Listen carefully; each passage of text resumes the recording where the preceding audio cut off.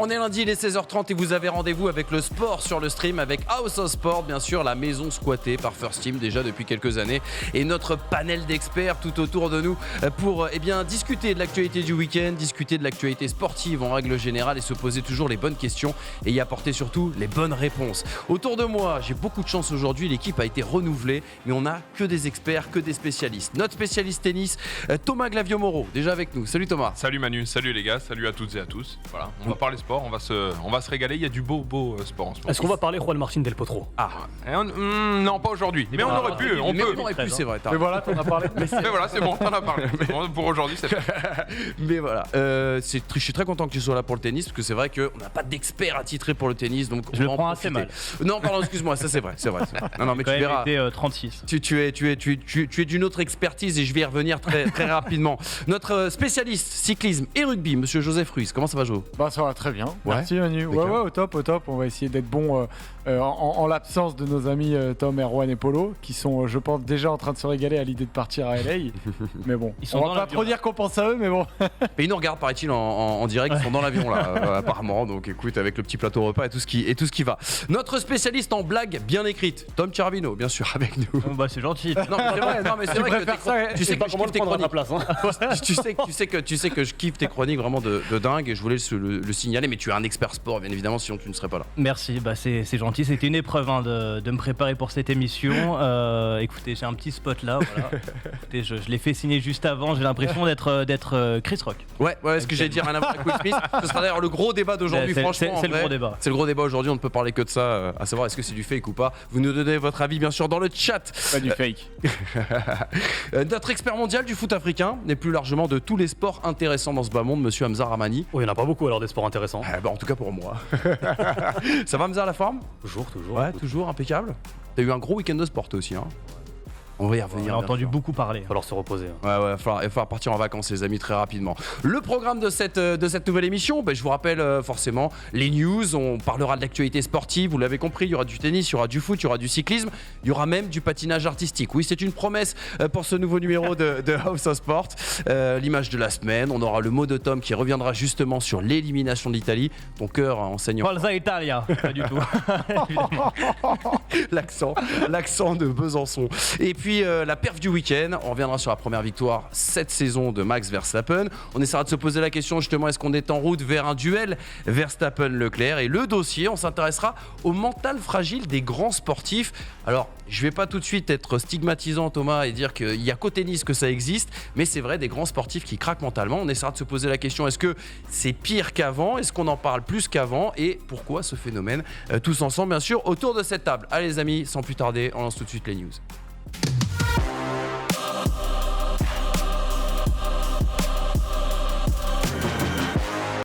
Et on commence ces news en embrassant, comme tu l'as fait très dignement, bien sûr, Tom, Erwan et Polo actuellement dans l'avion et qui reviendront la semaine prochaine, je le rappelle, pour une super émission quiz. Enfin, ils reviendront la semaine prochaine. On attend d'avoir des nouvelles de Thomas Dufan qui a un souci de visa pour rentrer.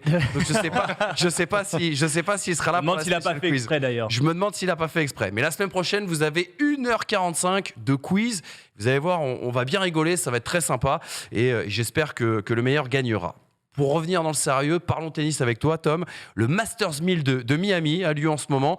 Et tu voulais nous faire un petit bilan déjà de ce qui s'est passé ce week-end et la semaine dernière. Effectivement, on va laisser l'Australie et Ashley Barty pour le moment. À Miami, il se passe beaucoup de choses. On va le faire en 5 points. Il s'est passé des choses très intéressantes après un beau Masters 1000 d'Indian Wells. Et Gaël Monfils, qui avait brillé en Californie, ne l'a pas fait. En Floride, il a perdu cette nuit contre l'Argentin Francisco Cerundolo. Il y avait du Del Potro quasi avec l'Argentine, mais c'était Cerundolo, un joueur malheureusement contre qui il ne doit jamais perdre. Il prend 2-3, 2-7. Il a dit qu'il s'était fait botter le derrière, on dira, comme il l'a dit sur Instagram. On en tout cas, pareil. Hein. Comment ? On comprend pareil. On comprend tout pareil, hein, bien sûr. Mais c'était pour reprendre ces mots sur Instagram. Et non, c'était vraiment très compliqué. Pour lui, il ne doit jamais perdre contre ce joueur de terre qui est. Comment tu te l'expliques ? Tu y retombes dans les travers ? C'est la fin de cette parenthèse dorée qu'on a vécue en début d'année ou non ? On peut pas directement partir sur une fin. Il y a une semaine, il bat le numéro 1 mondial, certes, qui n'était pas au top de sa forme, Daniil Medvedev à Indian Wells, mais il le bat avec la manière. Il sort un gros match. Et là, il y a une Elina Svitolina qui joue un peu moins bien. Je dis pas qu'il faut forcément tout le temps associer les deux, loin de là. Mais en l'occurrence, là, elle était dans les tribunes, elle a déjà perdu. Lui était là, il sort pas un gros match, il est pas incisif, il est pas opportuniste. Et Cerundolo, lui, par contre, l'a été. Il rejoindra celui qui a battu son frère hier également. C'est Frances Tiafoe au prochain tour. Les Français qui n'ont donc pas été en forme, 0 sur 10 au 4e tour à Miami. Belle semaine. Le ratio n'est pas beau, mais malheureusement, ils sont à leur place. Quand on regarde les défaites, malheureusement, il n'y en a aucun qui se doit d'être au 4e tour, hormis Gaël Monfils dont je viens de parler. Mais sinon, ils ont tous perdu, notamment Bonzi, Rinderknecht, même Simon et Tsonga étaient de retour en Floride. Qui performe par contre en Floride actuellement, c'est Nick Kyrgios qui est en train de se révéler une fois de plus. Après avoir laissé passer ce coronavirus, après avoir laissé passer énormément de choses, Nick Kyrgios est en train de revenir aux affaires.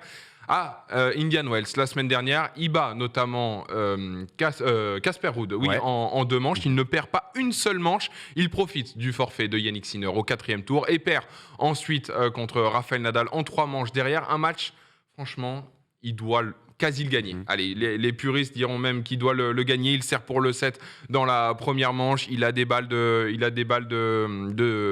break dans le premier jeu de la 3e manche. Il gagne la seconde. Enfin, il a tout. Il a tout pour le gagner. Malheureusement, le mental aussi, Rafael Nadal en face. Et là, c'est un peu le débat de sa carrière d'ailleurs. Clairement, il a toujours tout eu les choses en main pour gagner, mais il a toujours eu un petit craquage mental. Mais il a dit qu'il était plus reposé. D'ailleurs, qu'il s'était jamais senti aussi bien. Il a dit j'ai une jolie meuf. Mon meilleur pote est à Miami. Écoute, je suis heureux d'être là. Donc voilà. Mais ça l'aide clairement. Parce que, comme tu l'as dit, sa jolie meuf l'aide clairement. Elle l'accompagne de A à Z. Elle le suit. On sait que lors d'une dernière relation qu'il a eue, il était fou amoureux. C'est quelqu'un qui est mais dans la passion à tout va, dans le tennis, dans les relations. En fait, on parle d'Erwan à Botrette, là, c'est ça les gars, là. Et elle ne pouvait pas le suivre. Elle avait un boulot en Australie, elle ne pouvait pas le suivre et ça le rendait malheureux. Il n'avait plus envie de voyager et elle peut le suivre. Il voyage, il joue bien, il est heureux. Et là, il va jouer Yannick Sinner au 4e tour comme il aurait dû le faire la semaine passée. Ça ne s'est pas fait. On aura le résultat. Ce sera demain soir, normalement. Tu voulais nous toucher aussi un petit mot sur le tennis féminin avec une nouvelle numéro 1 mondiale. Effectivement, elle va arriver. On va parler d'Ashleigh Barty dans le gros débat qui s'est retiré cette semaine. Et donc, du coup, il en fallait une sur le trône de la WTA. Elle va arriver. Elle s'appelle Iga Swiatek, en France, Świątek pour les plus polonais.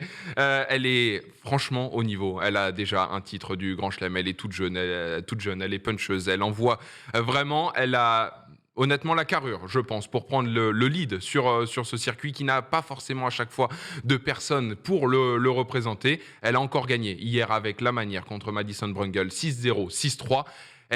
Elle roule sur ses adversaires et à voir ce qu'elle va réussir à faire pour les prochaines semaines. Elle a gagné Indian Wells, en tout cas, en plus, il y a une semaine. Bon, écoute, voilà, merci pour ce point complet, en tout cas. Masters 1000, bien sûr, de Miami. Tableau hommes et femmes. Merci pour ce point, Thomas. Je m'entends vers toi, Joseph, parce qu'il s'est passé un truc historique hier dans le cyclisme.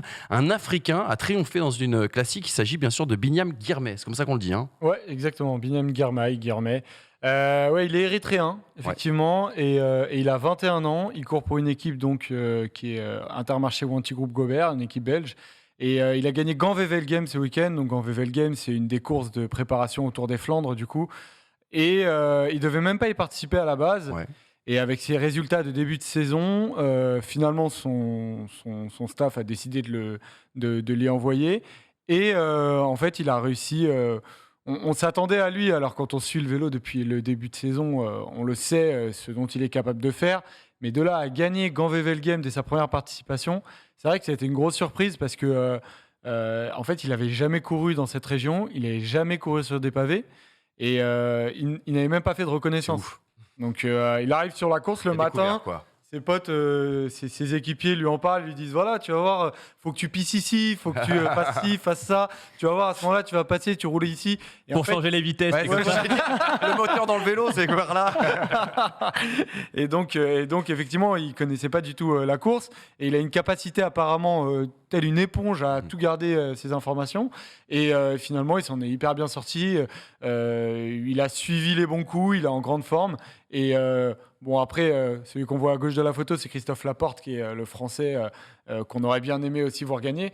Mais il a juste été meilleur, Biniam Girmay. Donc tant mieux pour lui, c'est cool, c'est un vrai vent de fraîcheur pour le vélo. Et justement, alors, comment t'expliques? Parce que moi, c'est vrai que j'ai découvert hier, et je t'ai posé la question tout à l'heure en te disant, mais il y a une culture vélo, il y a, enfin, tu vois, en Érythrée, je ne savais pas. Comment ce mec-là est éclos?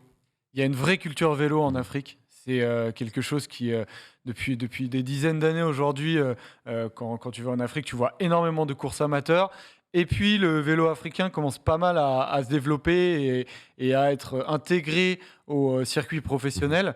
Il y a le Tour du Rwanda qui se court depuis près de 10 ans. Il y a la Tropicale Amissa Bongo aussi qui se court en début de saison. Et puis, petit à petit, tu as pas mal de coureurs africains qui ont eu des chances.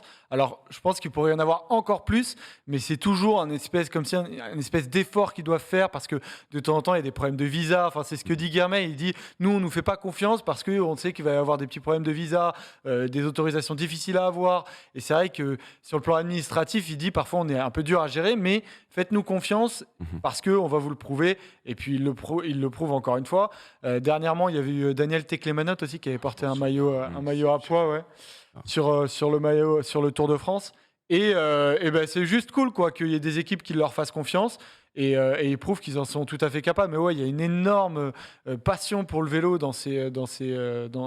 en Afrique et notamment dans la Corne de l'Afrique vers l'Érythrée, qui est un des pays où il y a énormément de jeunes qui croient en l'avenir, notamment via le vélo, parce que l'Érythrée est un pays extrêmement pauvre qui est apparemment voué à une dictature sans fin, on a l'impression.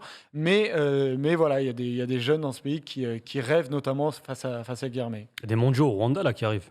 Mais Il y a des mondiaux au Rwanda en 2025, effectivement. C'est un des arguments qui prouve que l'Afrique est de plus en plus reconnue dans le milieu, quoi. Mais est-ce qu'ils peuvent, ces coureurs-là, faire quelque chose, par exemple, au plus haut niveau, sur un tour? Est-ce que, par exemple, ils ont des montagnes pour s'entraîner là-bas, pour aller faire des sommets Ah ouais, les hauts plateaux de l'Afrique, notamment en Érythrée, c'est à plus de 2000 mètres d'altitude, donc D'accord. ils sont tout à fait capables de le faire.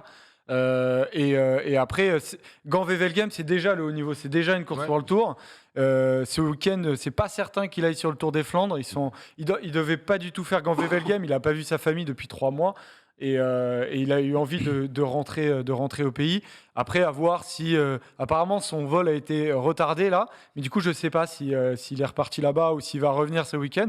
Mais lui, en tout cas, il a 21 ans, gagné Gand-Wevelgem. Il y en a très peu qui l'ont fait à 21 ans. Il doit y en avoir 2 ou 3. Merckx, quand il gagne, je crois qu'il est un tout petit peu plus jeune. Mais c'est une performance complètement folle qu'il a fait. Et oui, lui, en tout cas, il est capable de gagner sur des courses d'une semaine les plus grandes courses, que ce soit le Tour des Flandres ou Paris-Roubaix. Dans l'avenir, hein, peut-être pas tout de suite, même si on n'est pas à l'abri de nos surprises.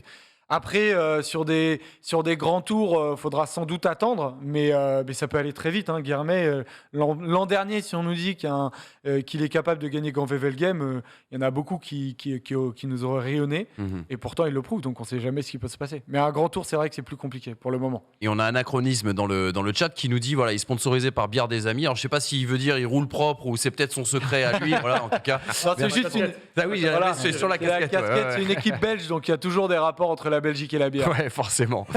Bah écoute, voilà, en tout cas pour cette performance, on l'a dit, historique pour le continent africain et un bon vent de fraîcheur en effet pour le cyclisme. Un autre vent de fraîcheur a soufflé ce week-end, c'était du patinage artistique. J'espère que vous étiez devant vos télés, les amis, le couple Gabriela. Toi, tu l'étais, toi? Moi oui. Ah oui. Ah, ça me fait plaisir. J'ai Franchement, même ça me fait regardé, plaisir. tu sais quoi, j'ai même regardé le Grand Prix en replay parce que je me suis dit je vais en profiter en direct. Le couple historique déjà, Gabriela Papadakis et Guillaume Cizeron, ont conclu en beauté leur saison.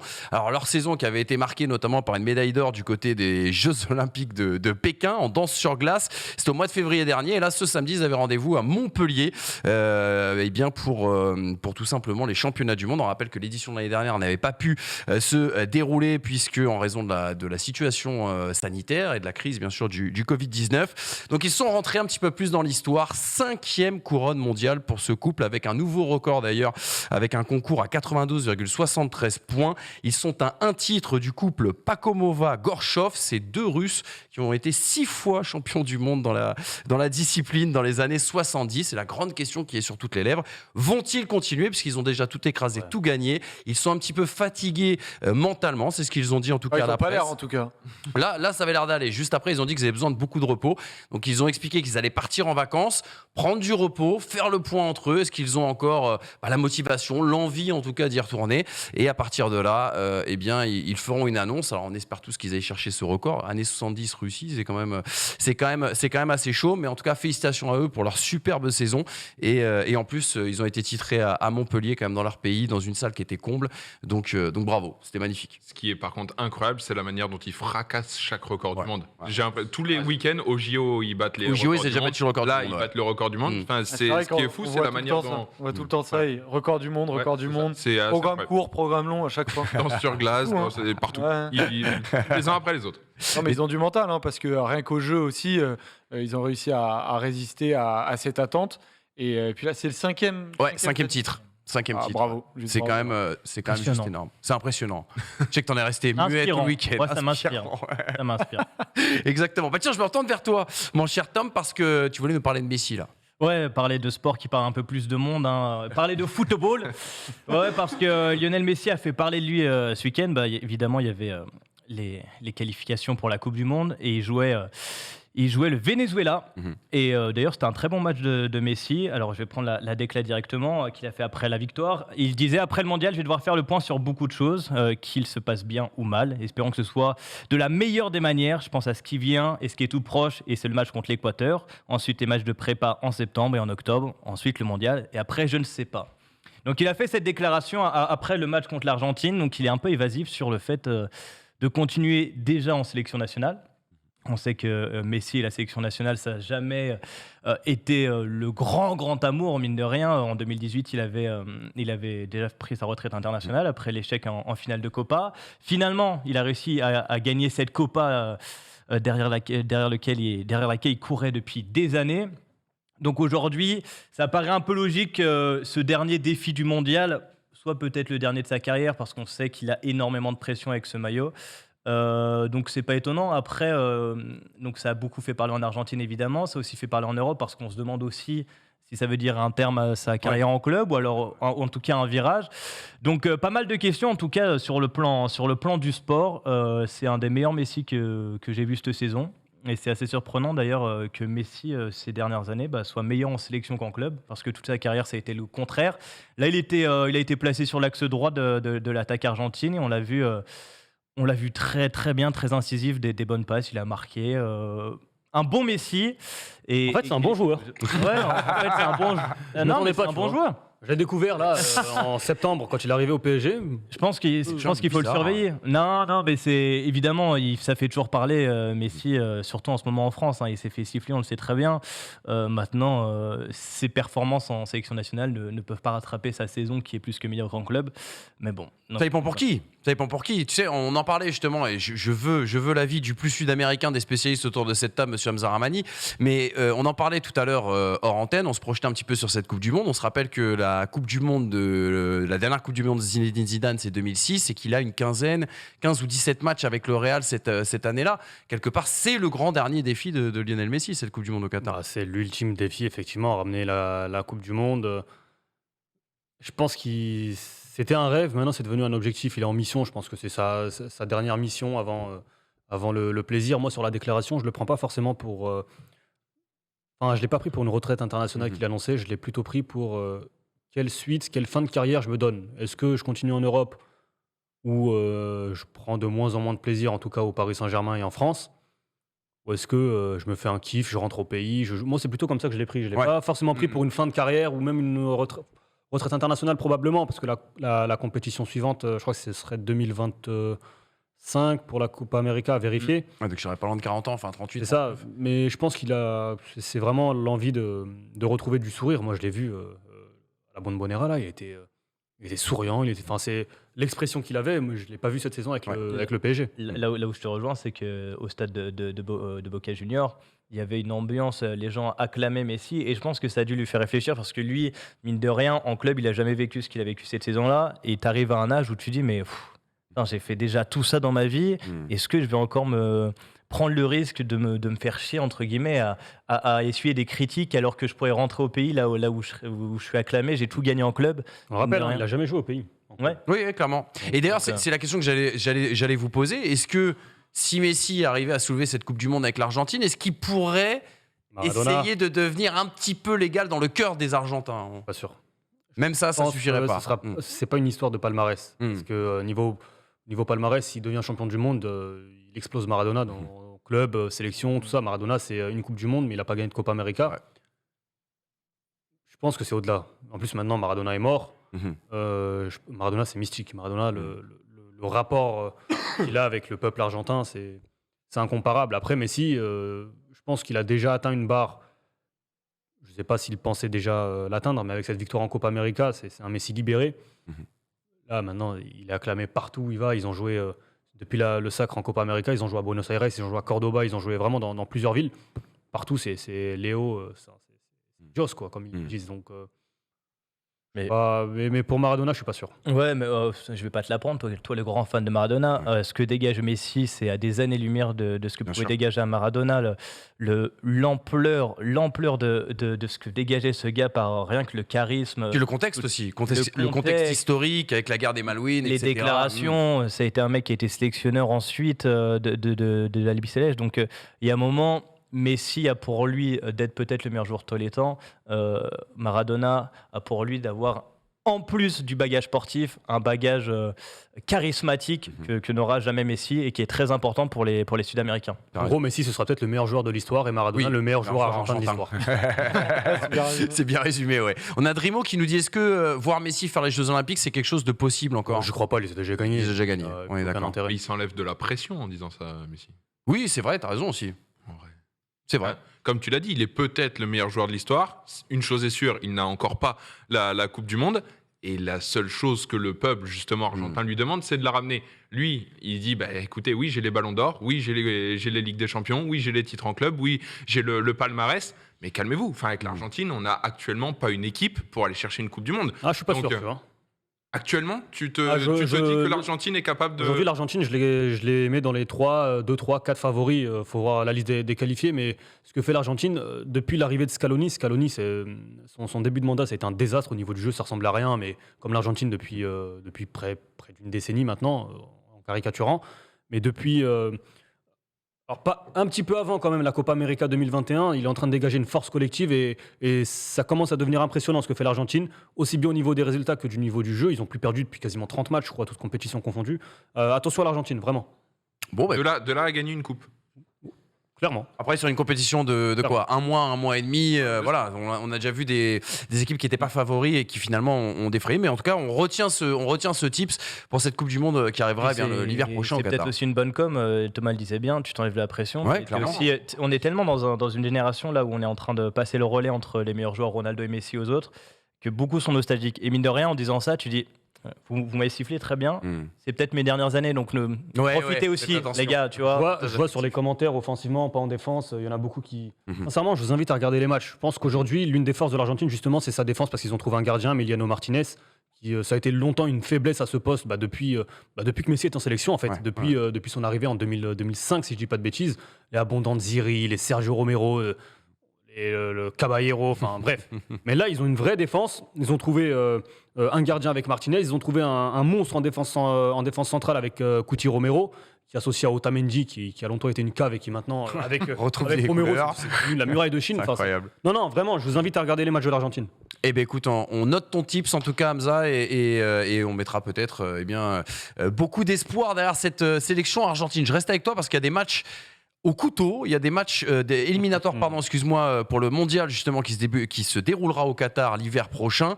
Et franchement, il y a quelques finales, on va dire, de barrages qui sont complètement haletants. Raconte-nous un petit peu, fais-nous le bilan un petit peu de ce week-end, Hamza. Bah écoute, il y a 5 matchs en jeu mardi, puisque ce sont les barrages retour. On a eu les barrages aller vendredi.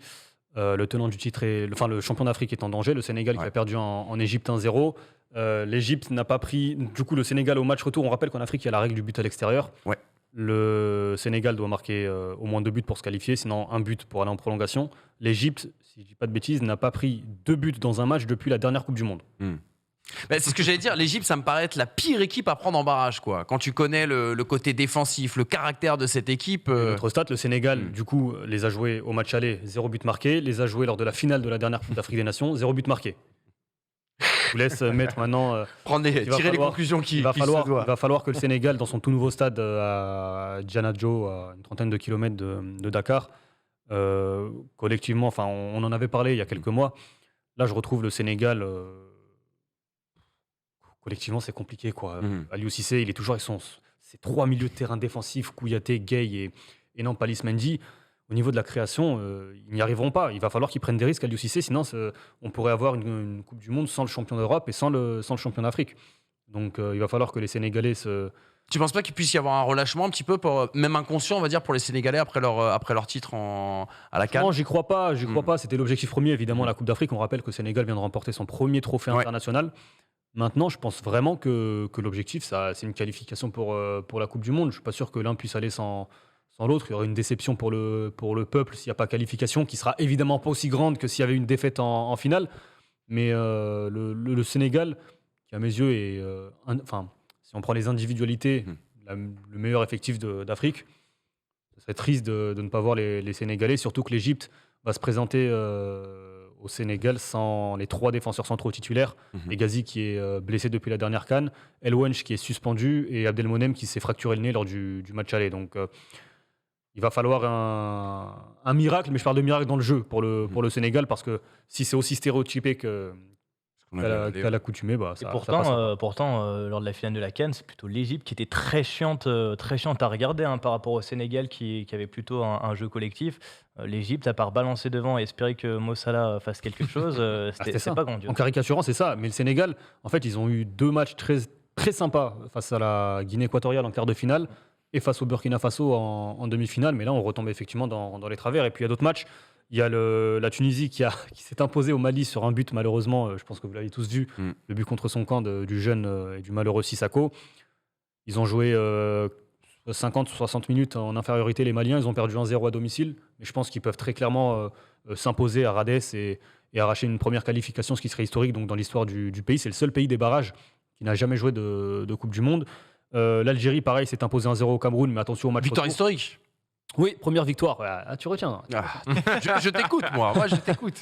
Première victoire de l'Algérie en match officiel face au Cameroun et première défaite du Cameroun à domicile depuis 1998. Aussi, 51 matchs d'invincibilité. Sérieux, les Algériens, par contre. Enfin, en tout cas, j'ai trouvé... Ils ont été... Belmadi s'est adapté au Camerounais, s'est adapté à la pelouse, qui était aussi dans un état toujours aussi pitoyable qu'à la Coupe d'Afrique des Nations. Donc, on verrouille derrière et on balance devant. Et un but sur coup de pied arrêté, une tête de Slimani. Je pense qu'au match retour, ils vont jouer à Blida. La pelouse est bonne. Ce serait une fournaise, évidemment, avec l'ambiance. Je pense qu'on devrait avoir quand même une Algérie un peu plus proactive et protagoniste. Ils sont même pas rentrés en plus dans Aboubacar qui avait chauffé en conférence de presse. Enfin, ils avaient aussi voulu la jouer un petit peu sur le côté. Voilà. Ouais, mental, on rappelle que... Et c'est pour ça que je dis ils ont été sérieux dans le jeu, ils ont canalisé, ils ont gardé la balle. On rappelle que le match s'est joué à Douala, c'est pas le plus grand stade du Cameroun. D'habitude, le Cameroun joue à Yaoundé, sauf que Douala, c'est là où s'est disputée la Coupe d'Afrique pour les Algériens avec cette élimination au premier tour. Et puis, il y a les 2 derniers matchs, Maroc, République démocratique du Congo, un partout au match aller à Kinshasa. Le Maroc a été très très inquiétant sur ce match aller du côté de Kinshasa. Alors je pense qu'il y a pas mal d'explications au-delà des conditions météorologiques. Le fait de jouer sur synthétique, ça a certainement contrarié les joueurs. Vaïd qui a aligné là aussi une équipe assez défensive avec une défense à 5. Mais il va falloir autre chose sur le contenu parce que là aussi on pourrait avoir une surprise, même si on va pas se mentir, intrinsèquement la RDC ça reste en dessous. Et enfin le dernier match, c'est le derby entre le Nigeria et le Ghana, 0-0 match aller, match soporifique. Le Nigeria à domicile, il y aura 60 000 personnes. Là aussi, je pense qu'il y a un déséquilibre quand même en termes de niveau entre les 2 équipes, sauf que le Ghana arrive avec un nouveau sélectionneur, donc on ne sait jamais ce que ça peut donner. Pour revenir juste sur le Maroc, j'ai l'impression qu'ils sont en train de gâcher un peu une génération. Le sélectionneur, en tout cas, j'ai du mal à comprendre. Toi, tu mets la faute sur Aïlodzic et pas sur Ziyech, c'est ça? Je sens que tu es parti là-dessus. Ouais, un peu. En tout cas, j'ai l'impression qu'il fait quand même pas l'unanimité, ce sélectionneur. Et moi, je vois une équipe du Maroc qui était plutôt une équipe talentueuse sur le papier. Je l'ai vu récemment, c'est quand même... ça fait quand même pas kiffer. Donc je sais pas à qui est la faute. C'est toujours l'entraîneur le premier fusible. Mais il y a un moment entre les déclarations dans la presse et ce que je vois sur le terrain, c'est quand même pas fameux. Juste sur Ziyech, parce que c'est un discours que j'entends beaucoup, notamment chez les Marocains. Moi, c'est un discours qui me... Je comprends pas qu'on puisse tenir ce genre de propos. Hakim Ziyech, en gros, pour faire simple, Ziyech et Vaïd, ils sont en embrouille. D'accord ? Vaïd, il veut pas de Ziyech. D'accord ? Il y a eu ce résultat à la Coupe d'Afrique des Nations. On le rappelle, élimination en quart de finale face à l'Égypte. Le président de la fédération a poussé et a obligé, en gros, Vaïd à rappeler Ziyech et Mazraoui. D'accord ? 2 joueurs phares. Ziyech, intrinsèquement, c'est le meilleur joueur de nationalité marocaine aujourd'hui. On va pas se le cacher. Sauf que, derrière, Ziyech et Mazraoui disent non, on ne reviendra pas. Les supporters qui continuent de courir derrière Ziyech, quand je parle courir, c'est au sens propre, dans le sens où là, les Marocains sont revenus de la République démocratique du Congo, ils sont posés le pied sur le sol marocain, les supporters marocains attendaient la sélection marocaine, il y a Vaïd qui passe, les supporters marocains scandent Ziyech, Ziyech, Ziyech. C'est un joueur qui a déjà eu des problèmes avec des précédents sélectionneurs, Hervé Renard notamment. C'est un joueur qui, à ma connaissance, ne tient pas un match référence avec la sélection, je parle de match important. Son seul fait d'arme avec la sélection, c'est un pénalty raté à la 93e minute d'un 8e de finale de Coupe d'Afrique face au Bénin. Derrière, élimination après une séance de tir au but. Moi, je veux bien qu'on me dise Ziyech, c'est un bon joueur. Personne ne va me dire que Ziyech est un mauvais joueur. On le voit avec Chelsea tous les jours. Maintenant, qu'il mette son ego avant les intérêts de la sélection nationale et que les supporters se rangent du côté du joueur qui met son ego avant les intérêts sportifs de la sélection nationale, moi c'est quelque chose qui me dépasse et qui me sidère. Oui, mais tu étais obligé. Enfin, t'es obligé, je m'entends. Mais ça peut être compréhensible. À un moment donné, quand tu es supporter d'une sélection et que tu vois le meilleur joueur de ton pays qui ne veut pas revenir parce qu'il est en embrouille avec le coach. Mais il a déjà eu des embrouilles avec d'autres. Oui, enfin, si tu veux, quand tu regardes le Maroc actuellement, comme tu l'as si bien dit, ils se font sortir en quart de la CAN. Là, j'ai regardé le match face au Congo, ils sont pas menés 3-0 à la mi-temps, merci beaucoup. Oui, c'est vrai. Si tu veux, ça commence à être très très limite, alors qu'ils ont eu le tirage sans doute le plus facile des barrages. Certainement, le Donc, Maroc. Tu te dis qu'il va quand même falloir penser à 2-3 solutions si tu veux retrouver une certaine sélection au Maroc. Le Maroc, de toute façon, moi je pense, ce n'est qu'un avis, et j'espère d'ailleurs me tromper, parce qu'on l'a déjà vu avec Vaïd, il s'est fait virer avant la Coupe du Monde avec la Côte d'Ivoire, il s'est fait virer avant la Coupe du Monde avec le Japon. S'il y a qualification, je suis pas sûr qu'ils tiennent jusqu'à la Coupe du Monde, Vaïd. Mais au-delà de ça, déjà le Maroc à la CAN, c'était plutôt l'une des équipes qui jouait le mieux au ballon, et c'était sans Ziyech, sans Mazraoui, sans toutes les stars qui pensent être au-dessus de la sélection marocaine. Et enfin, encore une fois, je pense qu'on a le meilleur exemple en équipe de France. On a eu 6 ans, je crois, sans Karim Benzema. Ouais, exactement, ouais. Voilà, tout ce que j'ai à dire. Moi, c'est ce que j'allais te dire, c'est que en fait, je peux pas être étonné que les supporters veuillent absolument que Ziyech revienne. Alors, la grande différence, c'est que Benzema, au bout d'un moment, a dit « Moi, je suis prêt à revenir », et c'était plutôt du côté de Deschamps. On a gagné sans Benzema, très bien, mais dès que tu es un peu dans le mal, comme disait Thomas, il y a un moment où le meilleur joueur actuel n'est pas sélectionné et n'est pas. L'histoire du foot a prouvé que si, tu peux gagner sans le meilleur joueur. Mais évidemment, oui, mais sauf que ça marche quand tout va bien. Mais quand tu vois le Maroc qui va mal, aujourd'hui, tu peux pas dire aux supporters, on a gagné. Qu'est-ce qu'ils ont gagné récemment ? La grande différence, c'est que la France avait un collectif même bien plus supérieur à celui du Maroc. Aujourd'hui, le Maroc a besoin d'une individualité comme Ziyech pour espérer. Ou d'un gros collectif à côté. Regarde, il y a deux exemples qui sont intéressants. Alors, c'est pas un exemple africain, mais tu prends la Suède. La Suède, avec Zlatan Ibrahimovic, n'a jamais rien fait dans les compétitions internationales. C'était la Big Star. Quand la Big Star est partie, l'effectif semblait amoindri et ça les a pas empêchés de faire une très jolie Coupe du Monde 2018, par exemple. Et l'autre exemple, c'est peut-être là où je vais te relancer, Hamza. Est-ce que quelque part aussi dans ces sélections africaines, il n'y a pas à un moment donné besoin de remettre, on va dire, le collectif et la sélection au centre de tout ? Je pense à un exemple qui va te faire bondir, l'exemple d'Andy Delors, par exemple, qui avait décidé de, entre guillemets, prendre sa retraite internationale ou mettre la sélection de côté quand il a signé le tennis. Juste pendant un an. Voilà, quand il est parti tennis. Jusqu'à la Coupe du Monde. Tout à fait, exactement. Et ça, quelque part, est-ce que tu peux vraiment dérouler le tapis rouge entre guillemets stars ou demi-stars ? Mais les joueurs, on va pas se mentir, les joueurs se permettent ça parce que c'est l'Afrique. Ouais, voilà. Parce que c'est l'Afrique, tout simplement. Moi, quand je vois là, avec le Ghana, c'est l'actu, il y a un joueur du club Bruges, Denis Odoy, il a 33 ans. 33 ans, et il dit, juste avant les barrages, oh peut-être que je veux jouer pour le Ghana. Et que derrière, le sélectionneur du Ghana convoque ce joueur. C'est qu'il y a un problème, c'est que les Africains ne se respectent pas. À un moment, il va falloir être... Il ne s'était pas passé un peu aussi la même chose avec Lemina Il y en a plein. Alors, Lemina, c'est autre chose. Lemina, lui, il arrive... Il y a toujours des problèmes entre le sélectionneur, à un moment, les meilleurs joueurs. Moi, sincèrement, je pense que le football africain se porterait mieux avec des Jamel Belmadi, avec des Vaïd Halilhodžić. Là, au Maroc, ils sont en train de dire c'est Vaïd le problème. Ils sont en train de créer un climat nauséabond à quelques heures du match le plus important du pays depuis des années. Bah écoutez, si vous n'allez pas en Coupe du Monde... Et que... Il faudra tirer les bonnes conclusions. Merci pour ce point, les gars. En tout cas, et je suis fasciné par les affiches de ces barrages africains. On se régale. Franchement, on se régale. Par contre, on va avoir que des finales de la CAN. Malheureusement, programmation, tous les matchs quasiment en même temps. Il y en a 2 à 19h. C'est le Sénégal-Égypte et le Nigeria-Ghana. Et les 3 autres à 21h30. Et je m'en plains pas parce que je sais qu'il peut y avoir des employeurs de personnes, en tout cas d'ici, autour de ce plateau. Mais je suis très triste pour la visibilité aussi également de ces matchs. Qui sont pas faciles à regarder. Ce sera sur l'équipe live. C'est un avis personnel. D'ailleurs, juste un dernier point sur les qualifs de Coupe du Monde. Hier, il y a eu donc la qualification du Canada pour la Coupe du Monde. Et il y a eu les États-Unis qui ont joué. Les États-Unis ont gagné, mais ne sont pas officiellement qualifiés. Les joueurs sont sortis sur la pelouse devant les supporters avec une giga banderole qualifiée pour la Coupe du Monde, alors que officiellement ils ne le sont pas. Il faudrait, je crois, une défaite 6-0. Ça me rappelle quand au Parc des Princes, on a joué la musique de Jodassin, l'Amérique, et finalement. Faut pas invoquer le karma. On l'a jamais vu. On l'a jamais vu. Il y avait aussi un dernier débat intéressant, mais très rapide. C'est après la défaite de la Côte d'Ivoire, et quand tu vois la qualité de la Côte d'Ivoire, il y a eu un peu ce débat de est-ce qu'il n'y a pas assez de place pour les équipes africaines à la Coupe du Monde quand tu vois qu'on en envoie plus, par exemple. En réalité, quand tu vois les affiches, en tout cas sur ces barrages, c'est la première chose que tu serais tenté de te dire. Mais pourquoi ?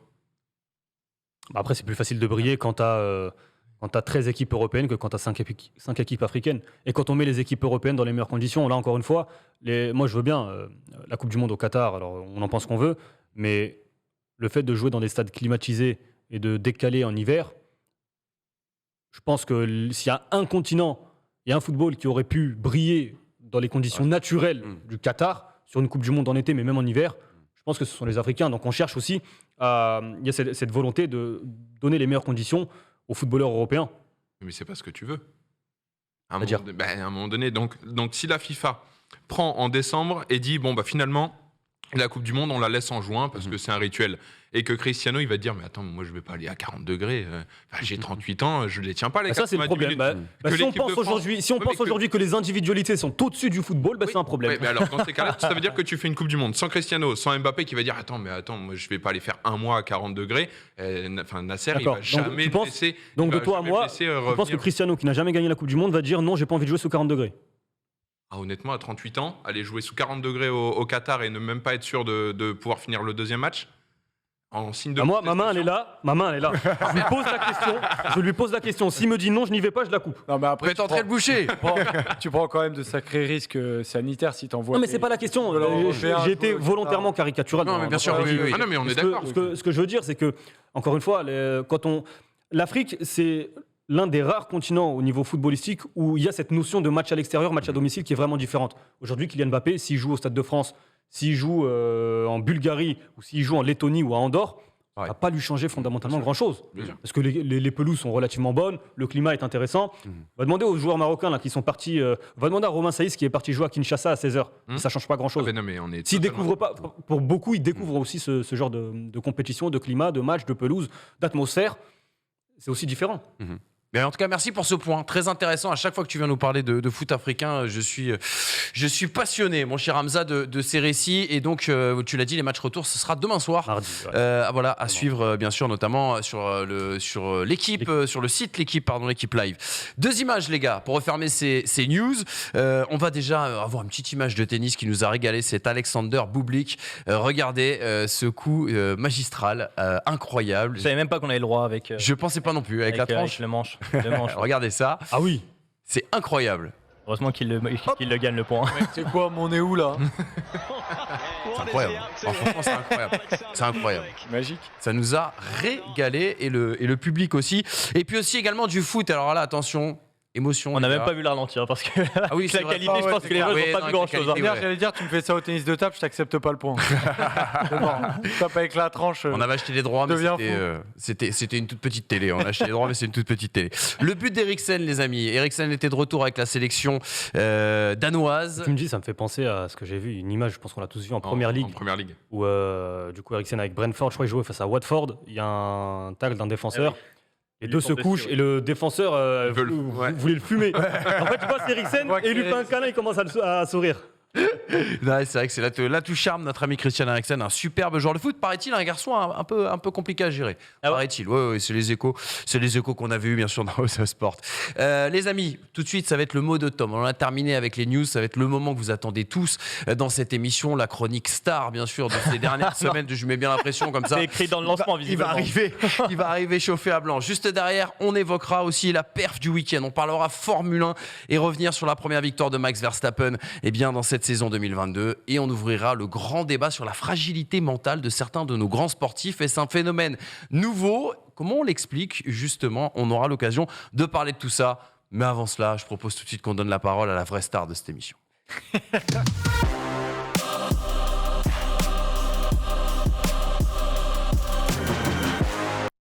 Après la défaite de l'Italie, Tom a décidé pour cette chronique de troquer son nom de famille, Ciaravino, pour Charavin. Il est là pour le mot de Tom. Ouais, salut Manu, salut les gars. Je vais pas vous mentir, il m'est déjà arrivé de mettre en avant mes origines italiennes dans le cadre du travail, pour les entretiens, en boîte de nuit surtout. Là, je me transformais, Tom Ciaravino devenait Tom Ciaravino. Mais mon coup de maître, c'était surtout de dire que mon arrière-grand-père avait fui le fascisme de Mussolini pour venir vivre en France, que c'était presque un résistant. Bon, alors que si lui c'était un résistant, alors Poutine c'est le prix Nobel de la paix. Bon, avant ce fameux match, de base, je devais même pas le regarder. Je devais aller au restaurant avec mon crush du moment. Un resto italien, j'imagine? Non, au tacos de Neuilly. J'avais 10 tampons sur ma carte de fidélité, dont une portion de frites gratuite. Clairement, j'allais régaler. Bon, le problème, c'est que ma crush n'est jamais venue, puisqu'elle a préféré voir un autre mec. Elle, visiblement, la fidélité, elle connaît pas, pourtant pas faute de se faire tamponner. Oh non. Et on peut rajouter 2 dates à la tournée, on peut plus rire de rien évidemment. Je serai demain à la salle polyvalente de Metz. Enfin bref, je me suis donc retrouvé devant ce fameux match. D'un côté l'Italie, nation légendaire du ballon rond, championne d'Europe en titre, avec des joueurs charismatiques, Jorginho, Verratti, Chiellini. De l'autre la Macédoine, qui encore aujourd'hui est plus considérée comme une salade minable qu'une nation. Vous l'aurez compris sur le papier, la Macédoine aurait dû se faire gifler comme Chris Rock par Will Smith.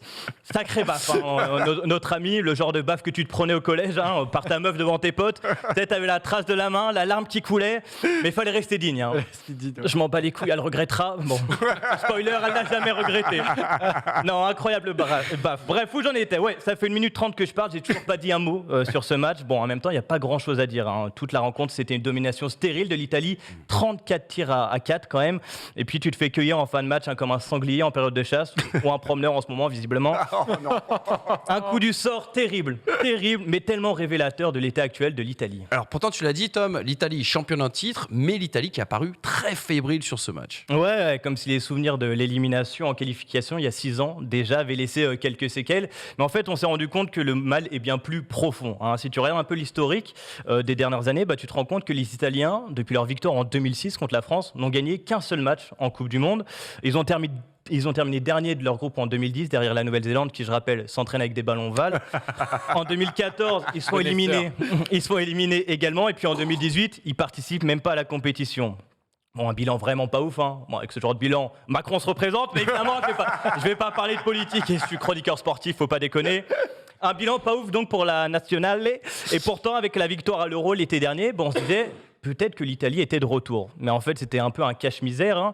Et on voit depuis le début de saison que les grands cadres sont un peu en dedans. Quand on regarde la charnière Chiellini-Bonucci qui se fait bien vieillissante, quand on voit Immobilier, qui ne porte jamais aussi bien son nom qu'en sélection, quand on voit Insigne qui va bientôt partir en MLS, donc arrêtez de lui parler de football, clairement, tu vois qu'il est temps de faire un peu le ménage. Après, tout n'est pas acheté, t'as encore des gars pour construire. Quand tu vois Verratti, qui est clairement le meilleur joueur jeudi dernier, quand tu vois Chiesa, qui a vraiment manqué à l'Italie contre la Macédoine, quand tu vois Donnarumma aussi, mine de rien. Ce qui est fou avec lui, d'ailleurs, je lisais dans l'équipe, c'est qu'il a commencé sa carrière pro à 16 ans, mais il devra attendre ses 27 ans pour jouer sa première Coupe du Monde au minimum.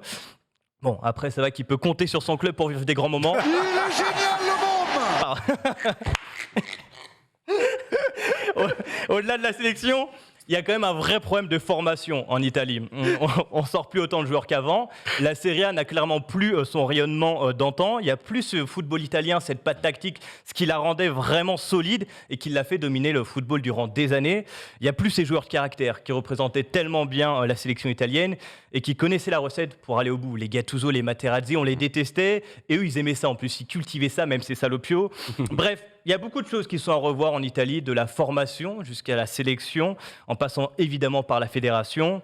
Un proverbe italien dit « Une fois que le bateau a coulé, tout le monde sait comment on aurait pu le sauver ». La semaine dernière, l'Italie a flanché. Il est désormais le temps des solutions. Et pour la nationale. bravo mon cher Tom, merci pour cette très belle chronique. Juste une petite réaction les gars, est-ce qu'il y a un point que vous voulez soulever, un point qui a retenu votre attention? C'est vrai que cette élimination quand même de l'Italie, on les pensait sortis de l'enfer dans lequel ils étaient tombés avant l'été dernier. C'est incroyable pour une nation comme l'Italie de ne pas encore participer à la Coupe du Monde. J'aimerais revenir sur ce que disait un petit peu, ça va rejoindre ce que disait Tom tout à l'heure, une déclaration du très culotté monsieur Leonardo Bonucci, qui n'est pas content du système de qualification, manifestement. Je pense qu'en tant qu'Européen, t'es bien. T'es quand même un petit peu culotté. On rappelle quand même que l'Italie, pourquoi est-ce qu'ils disputent les barrages? Parce que sur 2 matchs, face à la Suisse et un autre, je crois que c'était face à la Bulgarie, Jorginho manque un penalty en fin de match. Ouais. Il en mettait un, il gagnait et il n'y avait pas de barrage pour les Italiens. Après, pour parler du système de qualification, lui, son argument, c'est nous, on n'a pas perdu de match, on vient de perdre le premier en barrage. Il y a des pays qui perdent 4 ou 5 matchs et qui vont en Coupe du Monde.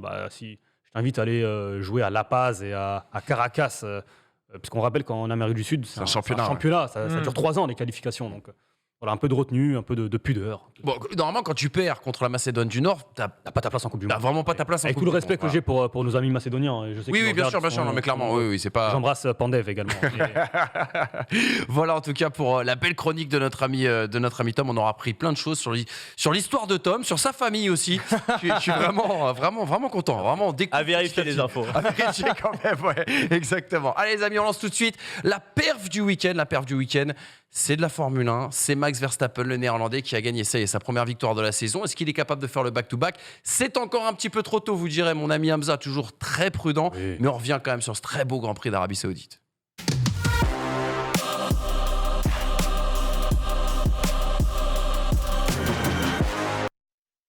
Grand Prix d'Arabie Saoudite, mais il n'y a pas eu que du sport malheureusement dans ce week-end de Formule 1. L'actualité qui est revenue rattraper un petit peu le sport automobile, puisque on le rappelle, un centre Aramco, le pétrolier saoudien et premier sponsor de la Formule 1, a reçu un missile vendredi. Ce centre est à tout simplement moins de 10 km ou un tout petit peu plus de 10 km du circuit. Donc il y a eu plein de débats autour du fait que la F1 aille faire étape du côté de l'Arabie Saoudite. Il y a eu plein de débats aussi sur le fait de participer ou non pour les pilotes à cette course. Si vous voulez des réponses là-dessus, je vous invite à regarder les pistonnets. La prochaine émission, voilà, le débrief est sorti aujourd'hui. La prochaine émission sort mercredi. On en fait un large sujet. Victoire. Excellente émission animée par l'excellent Emmanuel Moine. Voilà, et puis avec d'excellents chroniqueurs dont on ne citera pas le nom ici, vous les aurez reconnus. Je confirme, je l'ai vu.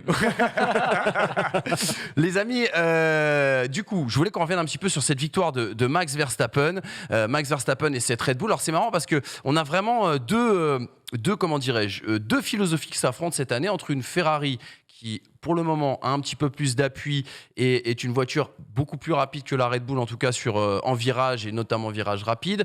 Une Ferrari aussi un petit peu plus économe sur ses gommes. Et à côté, Red Bull semble avoir travaillé beaucoup plus sur la vitesse de pointe, Hamza. C'est intéressant ce match un petit peu des philosophies. C'est passionnant. Après, forcément, ça va dépendre de la caractéristique des circuits. Après, il est aussi très important de noter que ça a été un choix volontaire de Ferrari, notamment sur ce Grand Prix, de réduire, entre guillemets, la vitesse de pointe en mettant davantage de charge aéro. À voir si... là, en l'occurrence, ils ont perdu, mais ça va se jouer de toute façon sur des détails au vu des performances sur ce début de saison de Red Bull et de Ferrari. Maintenant, la saison est très, très longue. On va avoir des évolutions de partout.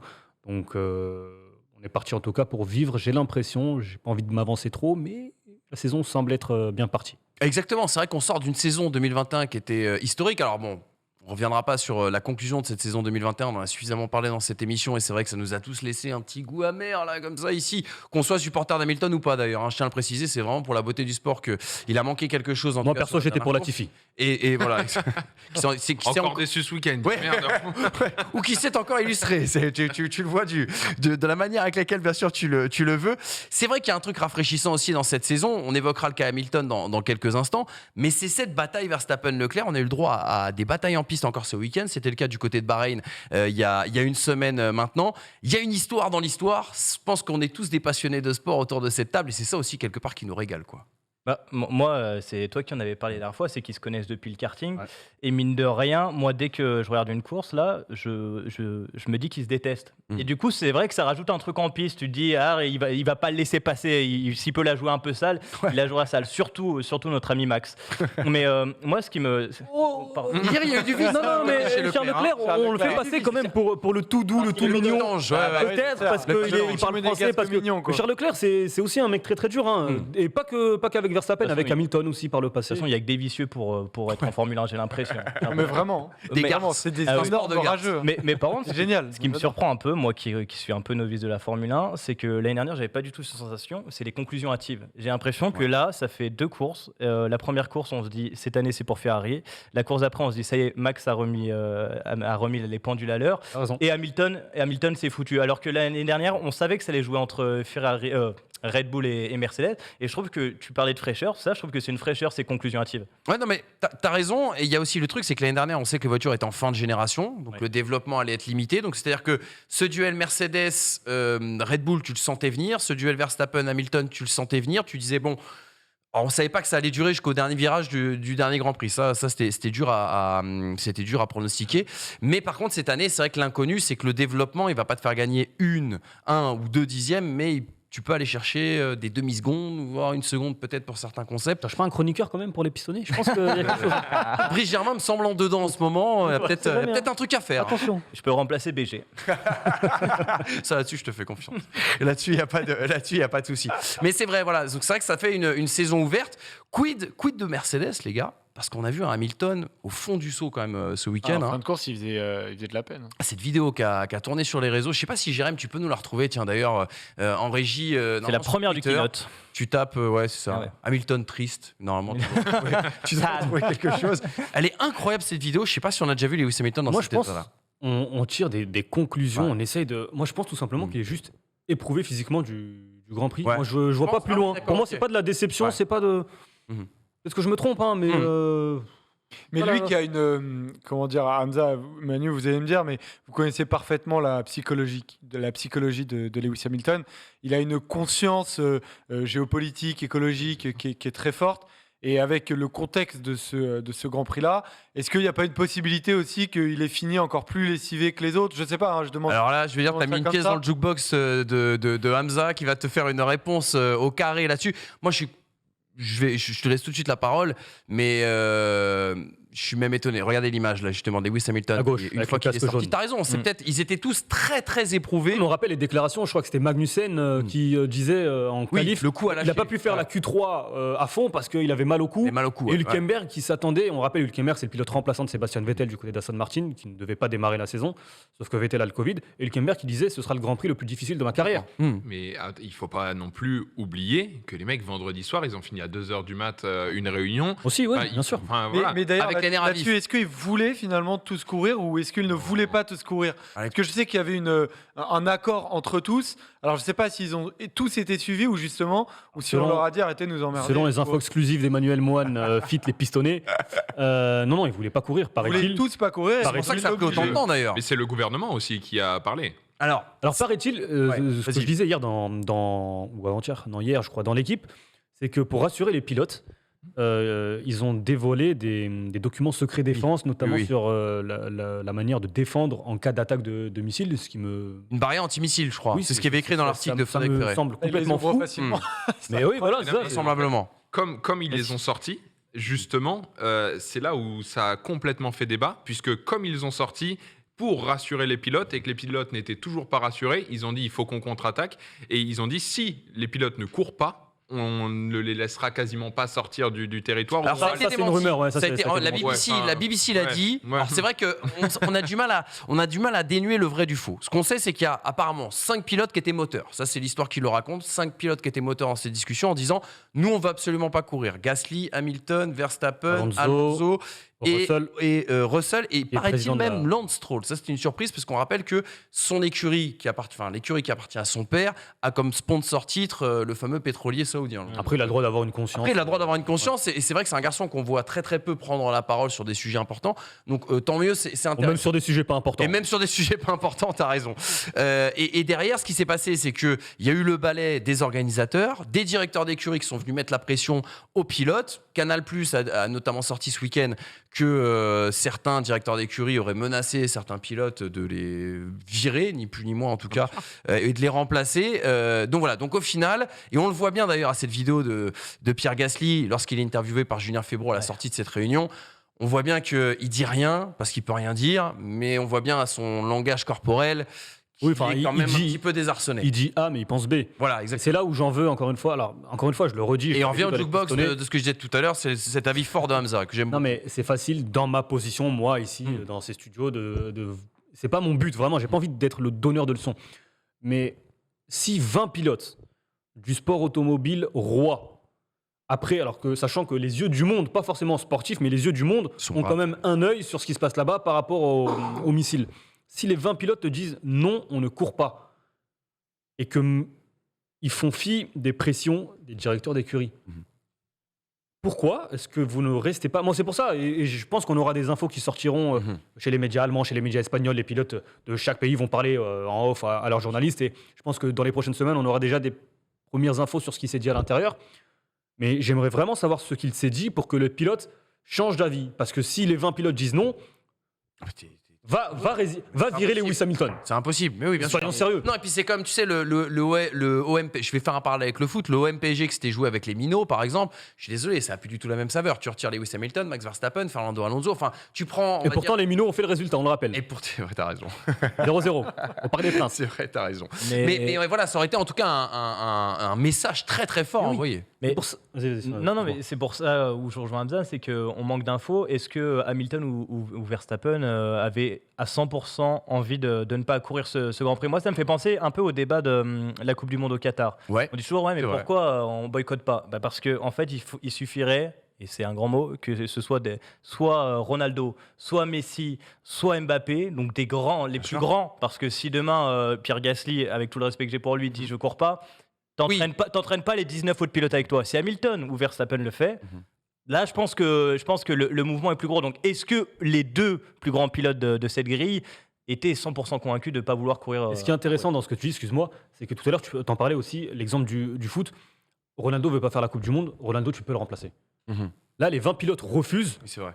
Tu ramènes les pilotes remplaçants si tu veux. Tu ramènes même Tu l'autre ramènes pilote. Mazepin. Ce sera le Grand Prix de la honte.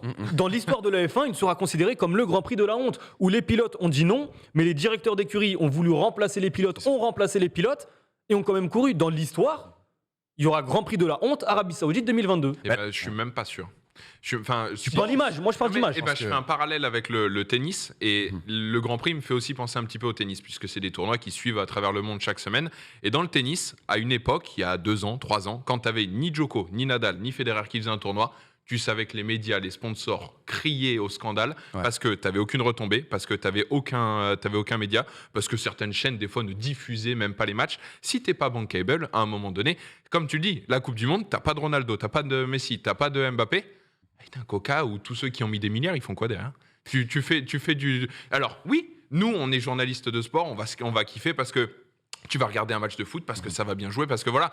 Mais le mec, il faut pas oublier qu'une Coupe du Monde, c'est 22 millions de personnes qui regardent sur TF1. Qui va aller regarder 22 millions d'un, je ne sais, je vais pas dire 2 équipes au hasard, mais qui va aller regarder 22 millions sans connaître un seul joueur, sans dire, il faut penser à Moi, je regarderai l'équipe Oui, de mais France oui, de mais- TJ Savanier. Sachez-le.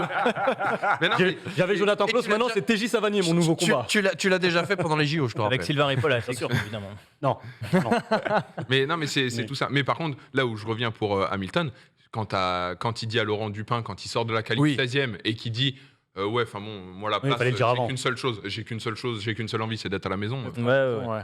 Après, Il c'est... reste un Grand Prix quand même. On attend les explications, mais c'est vrai que je rejoins Hamza. On a le droit d'être un petit peu déçu aussi par les pilotes qui, à un moment donné, tu as le droit que l'organisation ou ta fédération fasse n'importe quoi. C'est des choses qui peuvent arriver dans certains sports. C'est là où le sportif doit être une soupape de sécurité, doit être garant un petit peu de l'institution. Surtout- Si eux ne le sont pas, qui va l'être quoi? Surtout qu'on est arrivé dans un nouveau monde où chaque individu, parce qu'avant d'être des pilotes, ce sont des hommes, chaque personnalité va apporter des nouveaux combats. On l'a vu avec Lewis Hamilton, Complètement. notamment par le passé.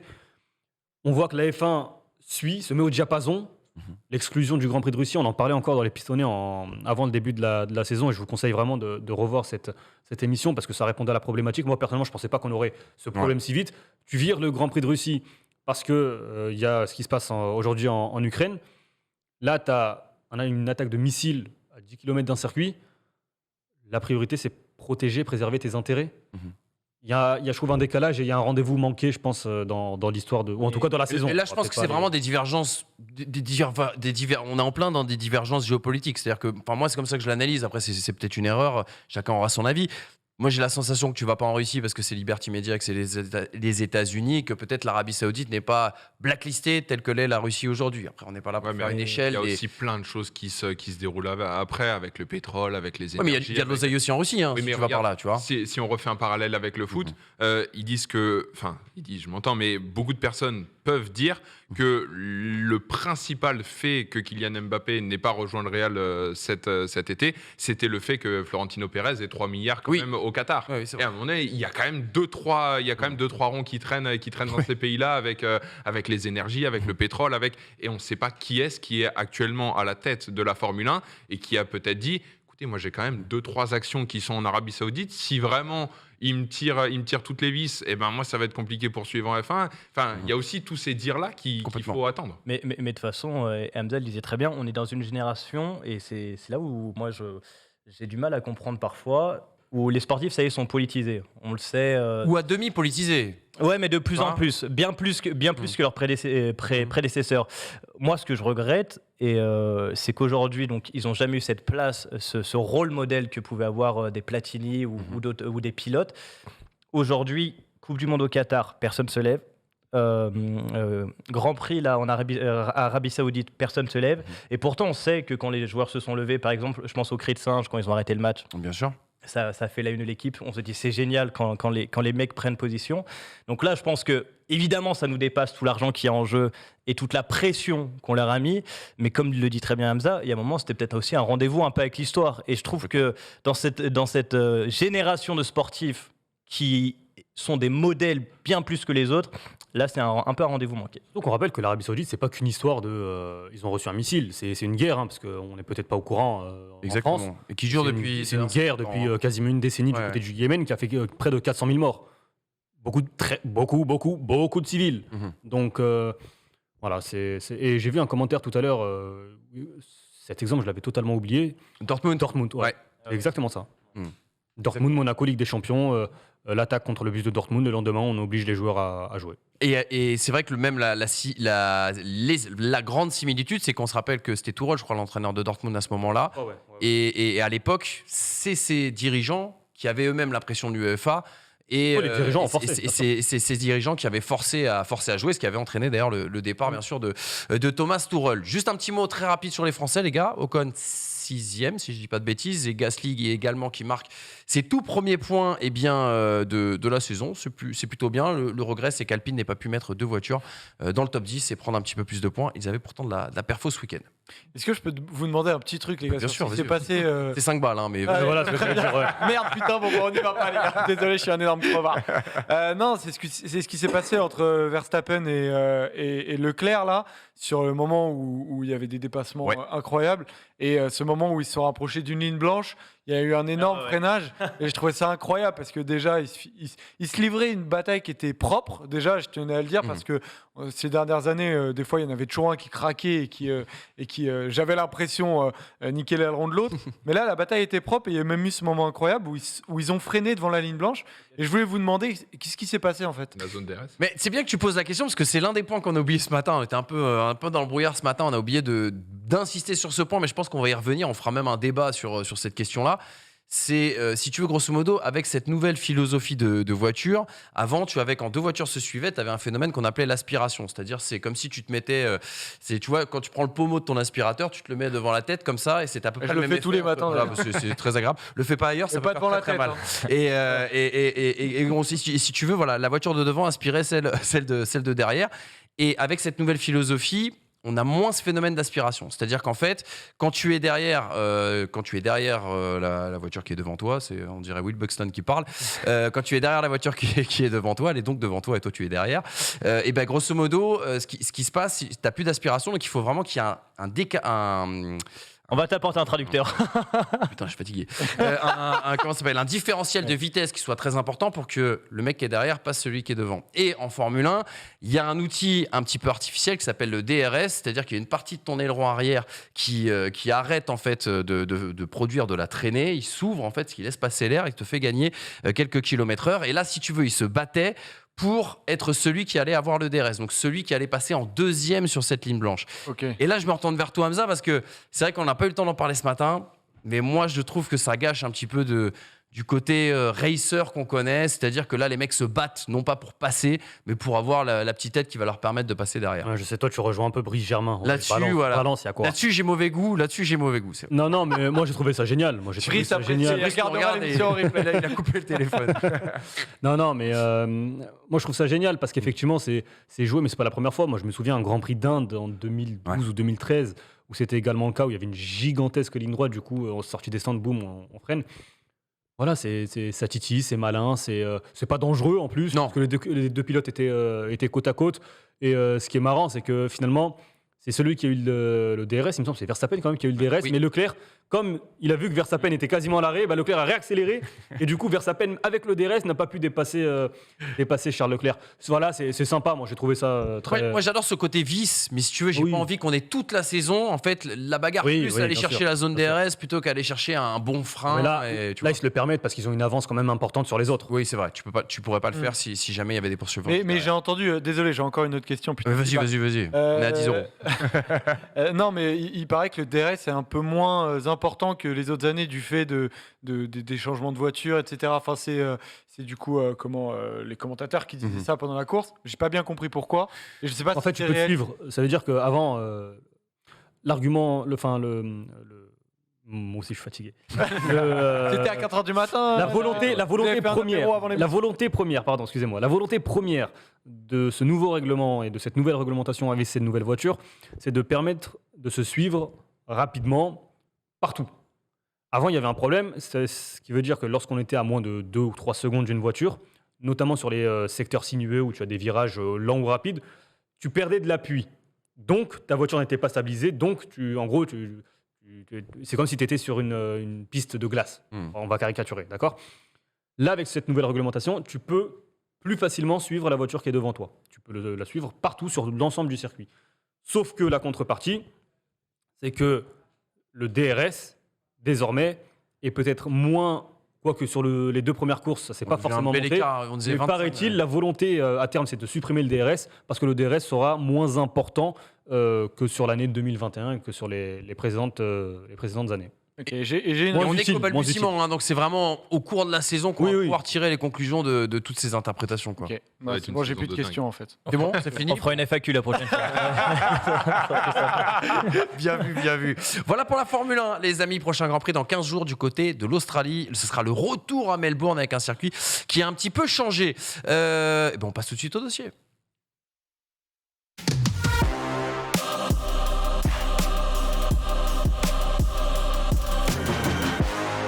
Et je m'excuse auprès de la régie. Grâce aux 10 euros de Joseph, je vous invite tous à boire un verre à la fin pour vous je vais être dans le négatif. Vous avoir pris de court, bien sûr, pour ce lancement de jingle. Les amis, on ouvre un dossier très important, passionnant. Il nous reste 35 minutes. On est même prêt à faire sauter le quiz pour aller au bout de ce sujet parce que je pense qu'il est important. On se rend compte, ces dernières années en tout cas, que de nombreux sportifs craquent sous la pression, font des dépressions, ont des soucis mentaux. Alors, des soucis mentaux et ont besoin d'aide psychologique. Je me retourne vers toi, Thomas, parce que c'est vrai que ces derniers jours, notamment, certaines tenniswomen plutôt, ont défrayé la chronique. On avait beaucoup parlé de Naomi Osaka l'année dernière. Là, le sujet est revenu sur la table avec la retraite, bien sûr, de Ashley Barty. Raconte-nous un petit peu, déjà pour nous mettre un peu dans le sujet, et après on étirera et on comparera avec d'autres cas dans d'autres sports. Raconte-nous un petit peu ce qui a poussé Ashley Barty à prendre sa retraite déjà. Alors, pour commencer et pour mettre les bases, Ashley Barty, c'est une génie. Il n'y a pas autre chose à dire. Par contre, la dernière fois que j'étais venu dans House of Sports, on avait un débat sur le GOAT. Elle est loin d'être la GOAT, puisqu'elle n'en a aucune ambition de la devenir. C'est une génie pour la simple et bonne raison qu'elle s'est mise au tennis. Voilà, elle a commencé à jouer, elle était jeune, elle était heureuse. Et puis, elle a commencé à gagner, beaucoup gagner, et même gagner des grands chelems juniors. Mais à ce moment-là, elle est partie dans une dépression, puisqu'elle a fait un blackout total. Elle a dit, mais toutes les filles que je connaissais dans mon village, elles ont toutes des groupes d'amis, elles sont toutes amies avec... Moi, j'ai personne, parce que quand j'arrive sur un tournoi, je suis détesté par les autres parce que je suis numéro 1. J'ai envie de me faire des amis, j'ai envie d'évoluer avec des gens, j'ai envie d'être contente, j'ai envie d'être heureuse dans ma vie. Je stoppe tout. Donc, elle arrête tout une première fois. Elle va se mettre dans un sport qui est collectif, le cricket, où elle explosera tout en Australie et où elle sera numéro 1 et où elle gagnera et elle aura plein de titres et un beau palmarès. À un moment, elle se dit, le tennis me manque quand même. J'étais bien, je voyageais, maintenant j'ai des amis, je me suis fait le sport collectif. Si je m'y remettais, elle revient avec un jeu qui est atypique, comme on a pu le voir. Elle a un temps d'avance sur tout le monde dans le chip, dans sa manière de servir. Elle fait qu'elle est très petite pour la moyenne et c'est pourtant la 3e meilleure serveuse du circuit.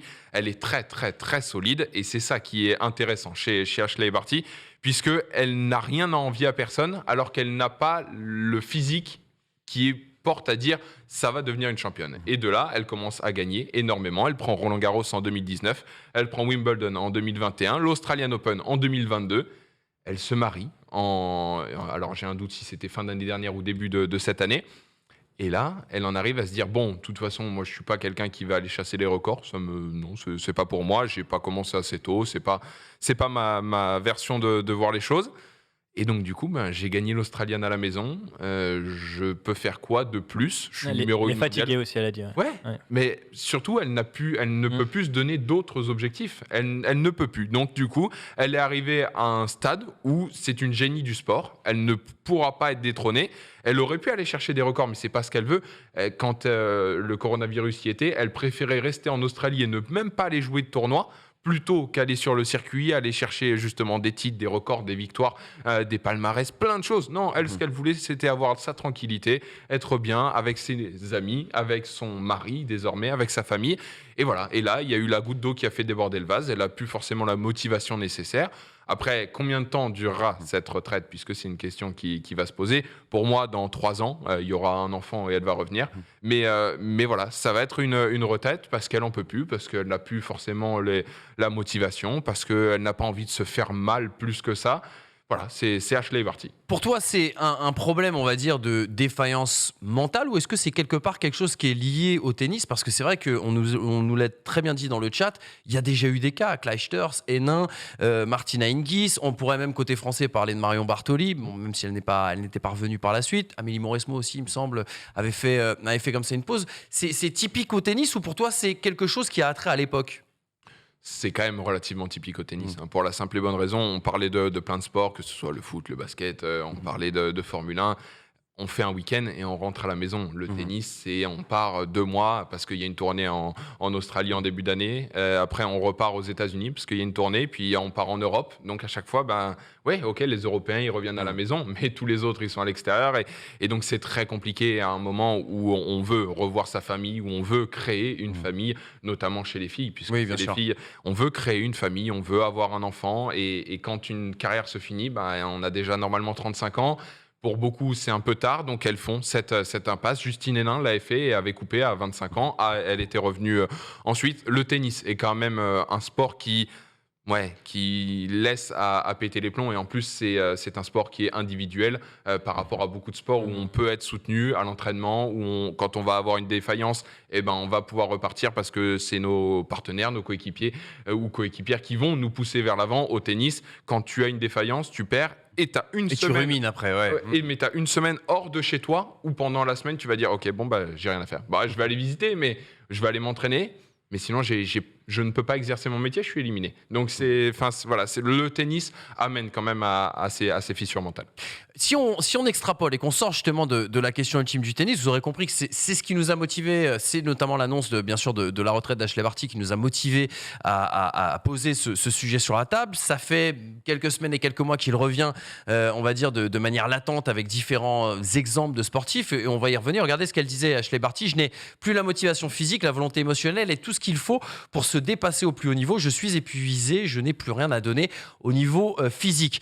Est-ce que la souffrance mentale des sportifs, est-ce que c'est un phénomène pour vous qui est nouveau ou tout simplement, est-ce que c'est juste que maintenant on en parle et qu'on n'en parlait pas avant ? En tout cas, aujourd'hui, ils ont bien plus de facilité à mettre des mots dessus. De beaucoup de gens en parlent. Je pense évidemment à la NBA où Demar DeRozan, entre autres, ou Kevin Love ont parlé clairement de dépression, alors qu'avant c'était un sujet complètement tabou. Au foot aussi, les langues se délient. Mine de rien, Neymar a dit qu'il était fatigué de jouer très tôt. Osaka... Nous aussi, on est fatigué de le voir jouer, mais bon, on rentre pas dans ce débat-là. C'est pas le sujet. Naomi Osaka aussi l'a dit au tennis. Je pense qu'aujourd'hui, c'est bien plus simple d'en parler. Ça fait partie de la génération déjà hors sport.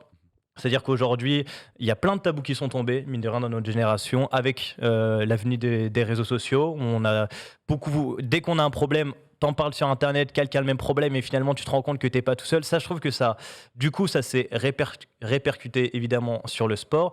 Donc, je trouve que l'usure mentale, je pense qu'il y en a eu à toutes les époques.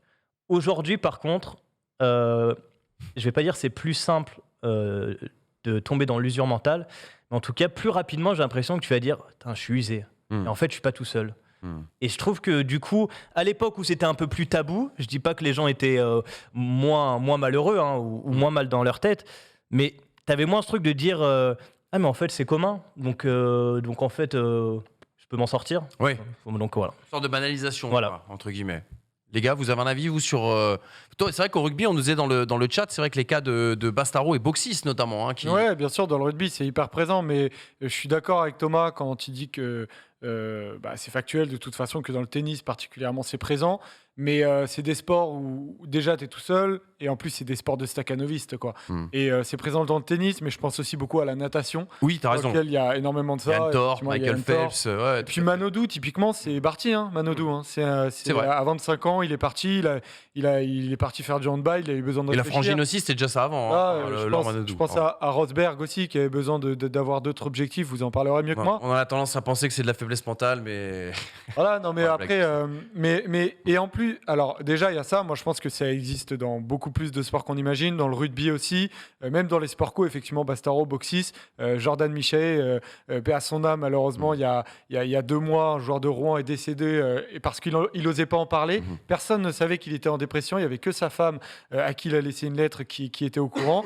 Et moi, en plus, je trouve qu'il y a, dans la retraite de Barty, j'ai vu des commentaires d'usure mentale, etc. Je trouve qu'en plus, il y a une espèce d'indignation à géométrie variable en fonction aussi des personnes. Ce que j'ai vu sur Barty, alors j'ai vu des commentaires malveillants, mais j'en ai moins vu, par exemple, que quand Neymar a parlé de sa situation psychologique.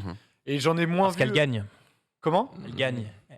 Neymar a quand même pas mal prouvé à son niveau. Oui, d'accord, mais Barty a aussi perdu certains matchs. Enfin, je trouve après que quand c'est Simon Biles, par exemple, c'est ça que je voulais dire. Pour moi, ça doit être indépendant du palmarès. C'est exactement ce que je veux dire. Ça doit être complètement indépendant du palmarès. Comment ça doit le s'appelle comprendre, quoi. Kristina Mladenovic, par exemple, qui a cette réputation, après, je pense que tu sais bien mieux que moi, mais qui a cette réputation de perdre beaucoup.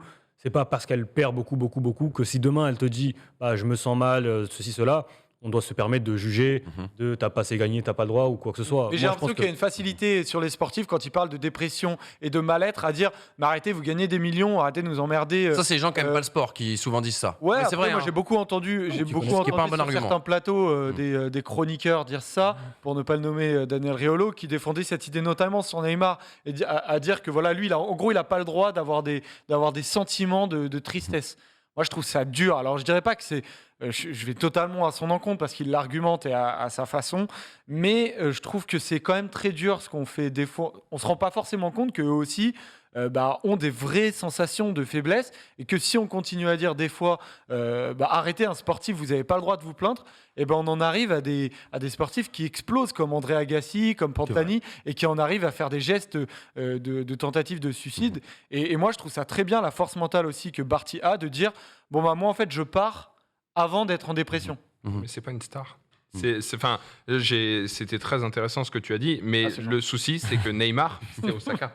Neymar, c'est clairement Osaka, mais de le copier-coller. Barty n'est pas une star. Barty, elle est là parce que c'est une génie de cette discipline. Elle est là, elle a gagné, et à un moment donné... Mais c'est une besogneuse ou c'est une talentueuse? Ça, c'est aussi c'est des notions qui sont... d'accord. Elle a un talent, mais c'est improbable. Et le souci, c'est qu'Ashley Barty, elle se lasse des choses à une vitesse et qu'elle n'avait plus d'objectif. Elle n'est même pas là dans le côté star à dire c'est bon, j'ai plus trop envie. Allez, c'est quoi la plus grosse télé australienne? Je vais aller me faire un prime monstrueux. Elle a pris une après-midi. Elle a pris Casey Delacroix, qui est une ancienne joueuse australienne, qui est son amie. Elle lui a dit écoute, viens, on se fait un truc à la maison. 6 minutes, je poste ça sur Instagram. Et c'est fini. Il n'y a même pas eu d'autre chose. Il n'y a même pas eu une interview à la Oprah Winfrey ou des choses comme ça. Quelque chose qui aurait été grand, quelque chose qui aurait été... Non, c'est pas ce qu'elle veut. Elle veut être tranquille. Elle a son mari. Elle est en Australie. C'est une fille qui est simple. Elle est très talentueuse, mais elle n'a pas ce côté-là. Osaka, par contre, s'est fait juger d'une force, puisqu'elle a aussi des grands chelems, au nombre de 3, comme Ashley Barty. Mais là, le souci pour Osaka, c'est qu'elle était là en disant « Je ne vais pas du tout bien, à l'aide, à l'aide, à l'aide ». Mais par contre, tous les lundis matins, tu la voyais en couverture de Vogue parce qu'elle faisait un shooting pour Vuitton. Et le lendemain, elle était en couverture de Vogue parce qu'elle faisait un autre shooting. Puis après, elle allait en maillot de bain dans des magazines parce qu'elle avait un tournoi au Brésil. Elle enchaînait tous les shootings. Mais elle te disait non, par contre, je vais bien quand les gens. Mais ça, c'est pas un argument. Personne ne peut se permettre de juger le mal-être de quelqu'un. Personne n'est dans sa vie. Et c'est pour ça. Mais donc, du coup, elle disait je ne vais pas bien, les gens viennent me voir, ça m'oppresse. Quand les gens me sifflent, ça m'oppresse. Quand les gens. Je ne peux plus voir personne, je ne peux presque plus sortir de chez moi. Par contre, tous les matins, toutes les semaines, tu la voyais en couverture des journaux. Et les gens la jugeaient justement par rapport à ça, dû à une incompréhension. Parce qu'on dirait qu'elle recherchait la fame, mais quand la fame arrivait à elle, elle ne savait pas du tout la gérer. Et c'était totalement le cas.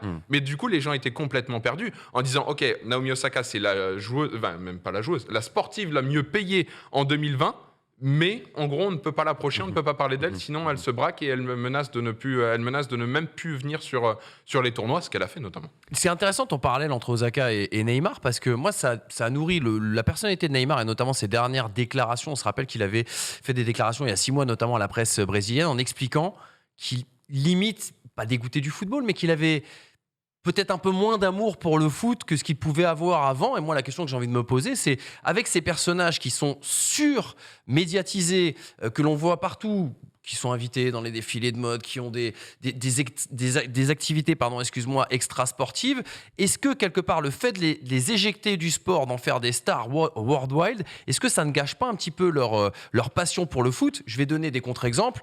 Par exemple, Cristiano Ronaldo, moi je pense qu'il adore le foot, et s'il travaille autant, c'est parce qu'il y a un plaisir, on va dire, de travailler. Au tennis, par exemple, un Nadal ou un Federer, je suis persuadé qu'il y a une fibre, une passion pour sa discipline qui fait que aller à l'entraînement, c'est pas forcément du plaisir, mais peut-être du plaisir dans la souffrance et de la souffrance dans le plaisir. Je ne sais pas si vous aurez compris, mais en tout cas, moi, je me suis compris. Mais ce que je veux dire par là, c'est est-ce que, puisqu'on dit souvent d'ailleurs dans le football que les joueurs de foot sont de plus en plus des professionnels et de moins en moins des passionnés, est-ce que quelque part, cette souffrance mentale, elle n'arrive pas aussi à ce moment-là? Il y en a un qui illustre parfaitement ton exemple. Enfin, Thomas, tu me dis si je me trompe. C'est Benoît Paire qui dit très clairement, très souvent, moi écoutez, qui parle du tennis comme d'une passion qui n'en est pas vraiment une, mais que voilà, il y gagne son argent et que ça lui va très bien, quoi. Ah bah lui, il l'a dit dans les fameux stands Perrault tout en ayant des problèmes psychologiques pendant le confinement. Il a dit, moi honnêtement, si c'est pour aller me mettre chiffon 6 heures par jour, mais je ne veux pas, je suis bien 20e mondial. Si on me dit que si je travaille 6 heures par jour, je suis top 3 ou que je vais en demi-finale d'un tournoi du Grand Chelem, mais laissez-moi tranquille. Laissez-moi, je suis très bien, je suis 20e, je fais le tour du monde. je suis avec ma copine, je suis avec mes potes, parce qu'en l'occurrence, à l'époque, il n'avait même pas de coach, c'était ses meilleurs amis qui l'accompagnaient sur le circuit. Et il était bien, mais comme un Nick Kyrgios dont on parlait tout à l'heure. Nick Kyrgios, quand il gagne à Acapulco, le matin, il a fait 1h30 de jet ski, ce qui est totalement contre-indiqué pour un sportif. Lui, il a fait 1h30 et il est arrivé, mais parce qu'il était avec ses meilleurs potes à Acapulco et le mec était là. Et il n'est pas dans le côté robotisé du sportif en disant ok, bon, il faut que à 21h, il faut que je me couche, il faut que je mange des pâtes 3 heures avant mon match parce que sinon je vais pas tenir, je vais pas. Non, lui, il est là, Benoît Paire, en match par équipe dans le tennis. Et c'était il y a 2 mois, il s'amusait à manger des burgers juste avant ses matchs pour presque être le plus lourd possible. Enfin, voilà, ce sont absolument des contre-exemples de sportifs pros, mais de par leur talent, de par leur vécu, de par leur expérience, ils sont là et en soi, ils sont à leur place, quoi. Mais tu as effleuré le sujet tout à l'heure. On parlait beaucoup de joueurs talentueux.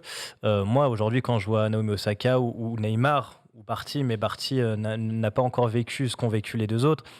À un moment, le talent, alors on n'est pas fou, hein. On sait très bien que pour arriver à ce niveau, surtout à l'époque actuelle, pour devenir professionnel et surtout être plus haut, c'est extrêmement dur. Bien sûr. Et tu peux pas y aller seulement avec le talent, hein. La légende du Messi est talentueux, Ronaldo est un besogneux, bon, à d'autres.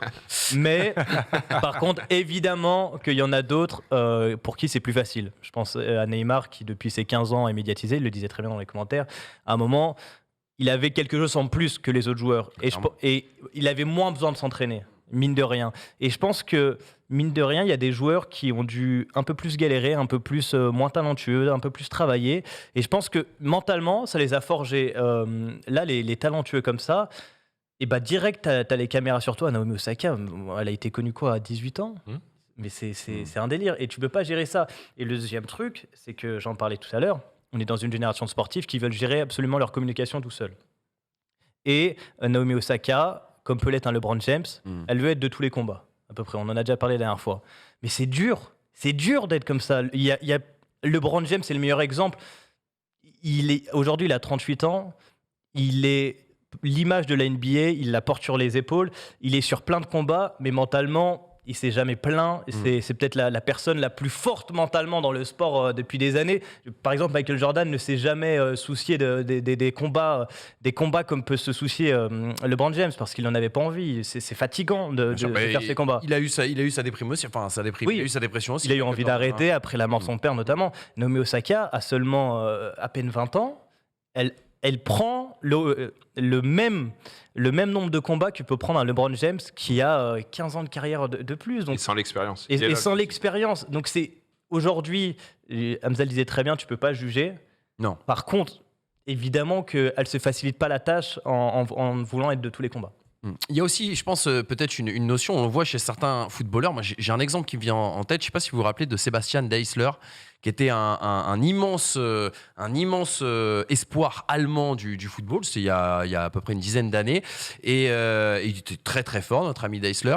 Mais quelque part, en fait, il avait été programmé pour être un super joueur de très très haut niveau. Mais on avait aussi un petit peu dans sa formation oublié d'éduquer l'homme et oublié de le préparer justement à cette réussite. Et c'est peut-être là aussi, s'il y a une prise de conscience, en tout cas au niveau mondial, c'est peut-être là aussi qu'il va falloir travailler dans tous les sports et dans l'accompagnement déjà de ces sportifs, mais aussi dans leur formation. Parce que tu le disais très bien pour Neymar, c'est très bien de dire, lorsque le gamin avait 16 ans, 17 ans, qui joue à Santos, de dire « Ah mais c'est le nouveau Pelé, c'est son successeur, etc. etc. » Mais on ne connaît pas les effets négatifs qu'il peut y avoir après, notamment s'il y a des coups du sort, s'il y a des choses qui vont un peu moins bien. Regarde, un garçon comme Kylian Mbappé semble être quelqu'un d'hors norme, aussi bien d'un point de vue mental que d'un point de vue talent, mais si demain il lui arrive quoi que ce soit dans sa carrière, pourquoi pas même une usure mentale ou physique ou quoi que ce soit, c'est des choses qui doivent être aussi préparées. À force de vouloir tout contrôler, notamment. Exactement. Donc Et là, c'est ça qui est... Si on retourne dans le tennis, les gens commencent à avoir peur pour Raducanu, qui a gagné l'US Open l'année dernière, qui est actuellement, quand même, à 19 ans, la joueuse qui prend le plus en termes de sponsoring. Et Jerry Porsche. Puisqu'elle a... Comment? Et Jerry Porsche. Ah mais Porsche, Dior, Tiffany & Co, British Airlines, Nike, enfin tous, tu les prends tous, elle les a tous. C'est absolument affolant. Et on ne sait pas ce qu'elle va devenir.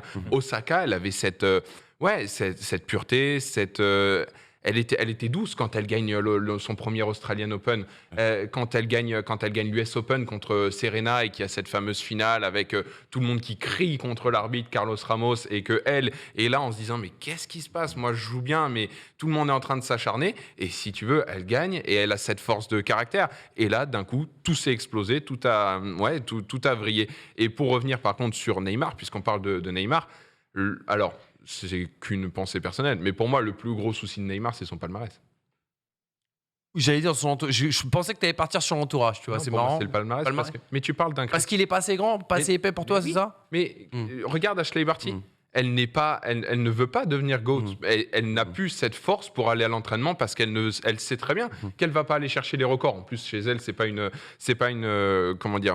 cause qui l'intéresse. Mais Neymar a été programmé pour dire, ok, bon, dans le football maintenant, c'est Ronaldo, Messi, Neymar. C'est le trio qui, depuis 7-8 ans... Ah, mais est-ce que lui, il a revendiqué? C'est ça, pour moi, tu vois, la vraie question. C'est est-ce qu'on lui a mis cette étiquette ou est-ce que lui, il a revendiqué très tôt? Ce qui est deux choses qui sont complètement différentes. Mais en l'occurrence, depuis 3 ans, qu'est-ce que Neymar va laisser comme empreinte sur le football? Quand tu prends purement palmarès, qu'est-ce qu'il va laisser? Ou même impression. Parce qu'il y en a certains qui vont juger par le palmarès, la stat, et d'autres par l'impression, et aussi bien sur les deux plans, en impression, tu auras la superstar. C'est obligatoire. En palmarès, tu auras quoi? C'est ça, un Cristiano Ronaldo, il est toujours là parce qu'il sait qu'il peut aller briser des records. Il y a 3 semaines, il est devenu le meilleur buteur de tous les temps. Il va aller chercher des buts en Ligue des Champions. Il va aller chercher... Voilà, c'est une machine. Qu'est-ce que Neymar va aller chercher maintenant? Et donc, du coup, c'est pour ça que depuis 6 mois, tu commences à avoir des interviews. Oui, non, mais la MLS, ça commence à être pas mal. Non, mais puis dans quelques années, et puis le football, de toute façon, moi, je vais pas m'éterniser dedans. Il n'a pas de record à aller chercher, Neymar. Il n'a pas de ballon d'or, il n'a pas de... C'est peut-être une lassitude vis-à-vis de son métier et vis-à-vis de la pratique de son... Tu vois? Oui, mais parce que ça ne l'attire plus, parce que tu n'as plus cette motivation au quotidien. Si on te dit... alors, je prends un contre-exemple total, mais par exemple, le premier qui me vient, Giroud, actuellement, il n'a qu'une ambition, c'est de revenir en équipe de France pour aller chercher le record. Neymar, quel record il va aller chercher actuellement? C'est compliqué, mais au moins, tu vois, moi, je sais pas, je suis pas sportif de haut niveau, mais j'ai toujours pensé que l'impression que ta carrière laissait, plus que les statistiques et les trophées, la trace que tu vas laisser dans les inconscients, on va dire, de monsieur tout le monde et des suiveurs de sport était le plus important. Parce que moi, je réfléchis comme ça. On peut aussi se dire que le sport de haut niveau, puisque maintenant, les sportifs, on va dire, à très très haut niveau, ont à peu près la même préparation, ont à peu près les mêmes charges de travail, les mêmes techniques de travail, peu importe les sports, tu vois, c'est très standardisé par rapport à il y a 20 ou 30 ans où forcément ça travaillait de manière beaucoup plus hétérogène. Est-ce que ça montre pas aussi que le mental aujourd'hui est un facteur, on va dire, déterminant dans la performance du sportif? On jugera les performances du Paris Saint-Germain d'ailleurs là-dessus. Et l'équipe revient un peu trop dans le débat. Et voilà, oui c'est vrai, t'as raison, on en parle un petit peu trop aujourd'hui. Et bref, et peut-être aussi que le mental est devenu la clé aujourd'hui pour faire la performance, un peu plus que c'était le cas avant, peut-être. Mais oui, là je te rejoins clairement. Tu disais un truc intéressant juste avant, c'est est-ce que tu trouves ça important, tu as toujours trouvé ça important, la trace que tu laisses dans une carrière, le sportif. Je trouve moi que ça s'est extrapolé avec, on parle de la nouvelle génération, avec depuis par exemple Messi, Ronaldo, C'est vrai. l'américanisation du sport. Tout dans les chiffres, tout dans le palmarès. Les gens se posaient moins la question avant. Les réseaux sociaux, évidemment, n'aident pas à ça. Moi, je vois Kevin Séraphin, qui est loin d'être le meilleur joueur de tous les temps, évidemment, mais qu'on a reçu, qui était rotation seulement chez les Knicks. Et il disait, moi, je rentrais d'un mauvais match, je n'ouvrais pas mon téléphone. Ouais. Je ne voulais pas voir les critiques, alors que c'était une rotation. Donc, le mal que font les réseaux sociaux au sport, je pense qu'on ne se rend pas compte. Et quand on parle, est-ce que c'est le mal de la nouvelle génération? Les réseaux sociaux ont entraîné une surusure mentale, j'ai l'impression. Et cette course au palmarès tout le temps, cette course à la stat, à la performance. Et c'est les réseaux, c'est les médias aussi. Les médias, oui. Tu sais, quand tu vas avoir une analyse d'un match sur tel joueur, il avait, je sais pas, tant d'expected goals. C'est horrible. Machin, tant de passes réussies, tant de kilomètres parcourus à haute intensité, et tout, etc. Machin, etc. Peut-être qu'en effet, on fait fi un peu de l'humain dans ce genre de cas. Et qu'encore une fois, c'est pas toujours le prisme de la stat qu'on a envie de retenir. Notre l'équipe, hein. Complètement. Combien de fois dans les vestiaires, les mecs ils étaient fous parce qu'ils n'avaient pas la note attendue, alors que tu as l'impression que tu te dis, bon ok, pour le mec qui n'a pas regardé le match, c'est cool. Non, mais en plus, quand tu sais qui met les notes l'équipe, c'est ça, mais le mec qui a pas regardé non, le mais match, c'est pas les pontes du journal l'équipe, c'est souvent des journalistes qui viennent d'arriver au web et qui balancent des notes comme ça, qui n'ont que ça à faire sur le match. Mais Mais ça prend une énorme importance pour un truc très important pour les joueurs, pour le public, mais en fait, qui par le journal en lui-même n'est pas très important, quoi. Exactement. Voilà en tout cas les amis pour ce très joli dossier. Je pense qu'il y aurait beaucoup de choses à dire et je pense que c'est que la première étape en tout cas de ce sujet, de ce débat qui se poursuivra et j'aimerais même avoir l'avis de Thomas Erwan sur le sujet. Je pense que ça serait vraiment très intéressant. Il nous reste 10 petites minutes. On doit rendre le studio un petit peu plus tôt parce que vous aurez rendez-vous avec le before du récap qui se passera ici même dans quelques minutes, mais on va quand même s'amuser avec une toute petite partie quiz juste pour le plaisir.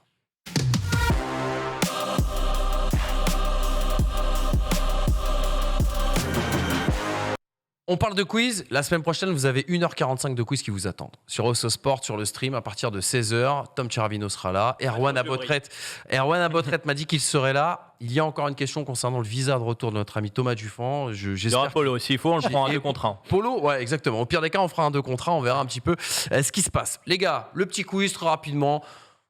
On est de retour à l'école. Je vais voir, je vais tester si vous avez révisé l'équipe et ouvert le journal ce matin. Non, vous inquiétez pas, ça sera un peu plus facile que ça. 2 citations, tiens, on va essayer de retrouver quel est l'auteur. Première citation, elle apparaît sur votre écran.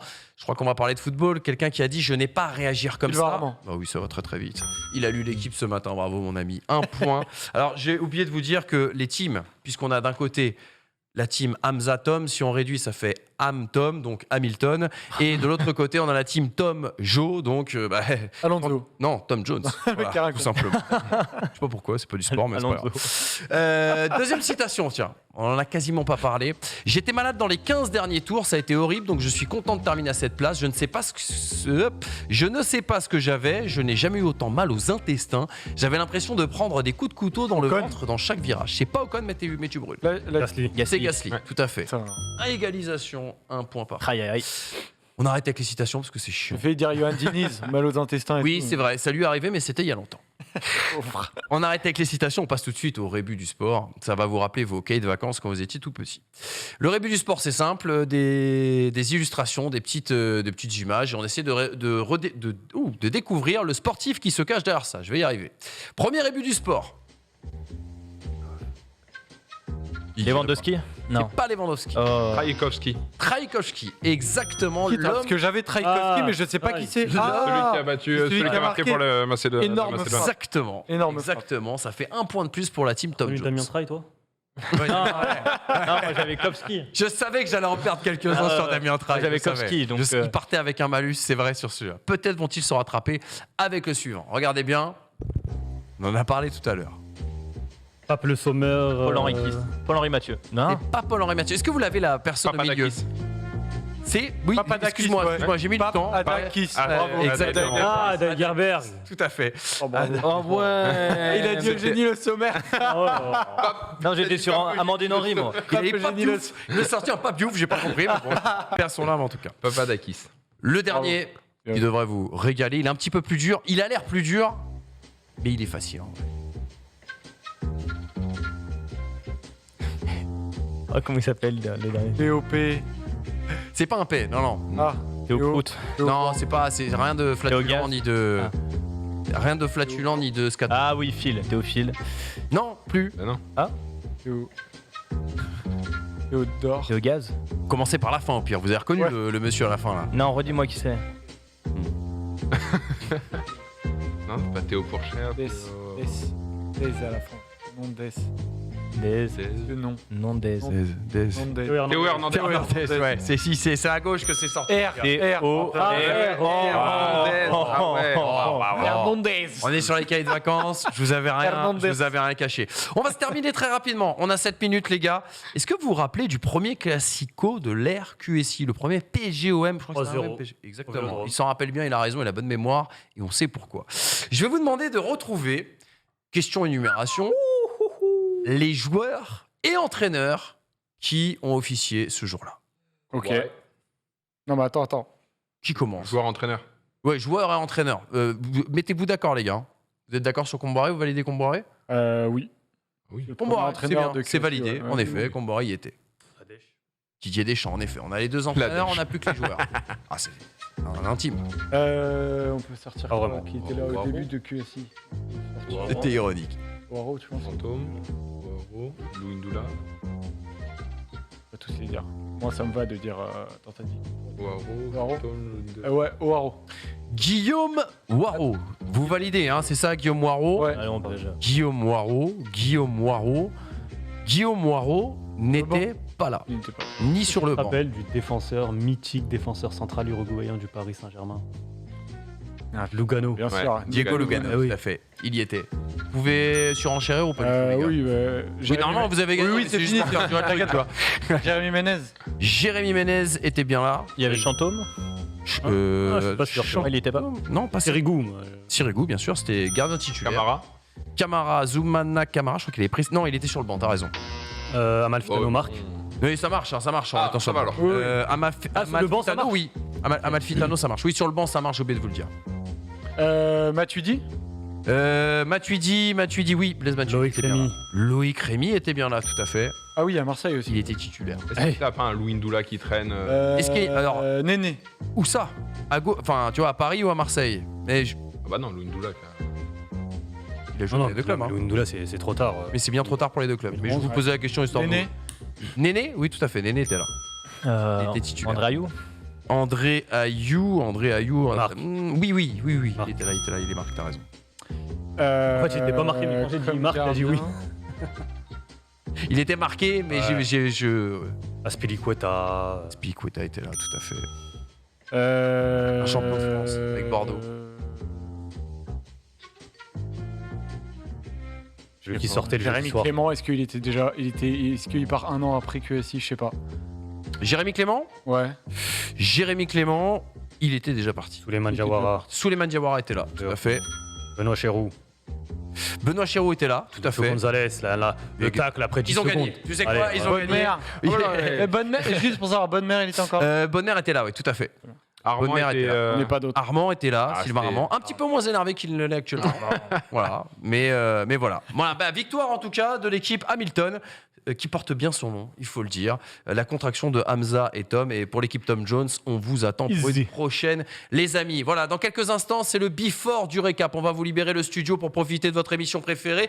Merci d'avoir été autant attentifs. En tout cas, cette très belle émission de sport qui reviendra la semaine prochaine avec un quiz d'1h45. Je ne cesse de la vendre parce que cette émission, je le sais, sera absolument exceptionnelle. Si elle est ratée, vous saurez à qui écrire. Merci beaucoup les gars d'avoir été avec nous, Joseph, Merci à Thomas. toi, Manu. Avec grand plaisir. Des petits rendez-vous là peut-être sur vos réseaux préférés personnels, surtout peut-être des émissions, des choses, on peut vous retrouver les gars. Bah, on va avoir la petite roue, nous, demain sur notre chaîne Twitch Roue Libre. Et on se retrouve mardi prochain pour le débrief du Tour des Flandres qui aura lieu donc ce week-end. D'accord, très bien.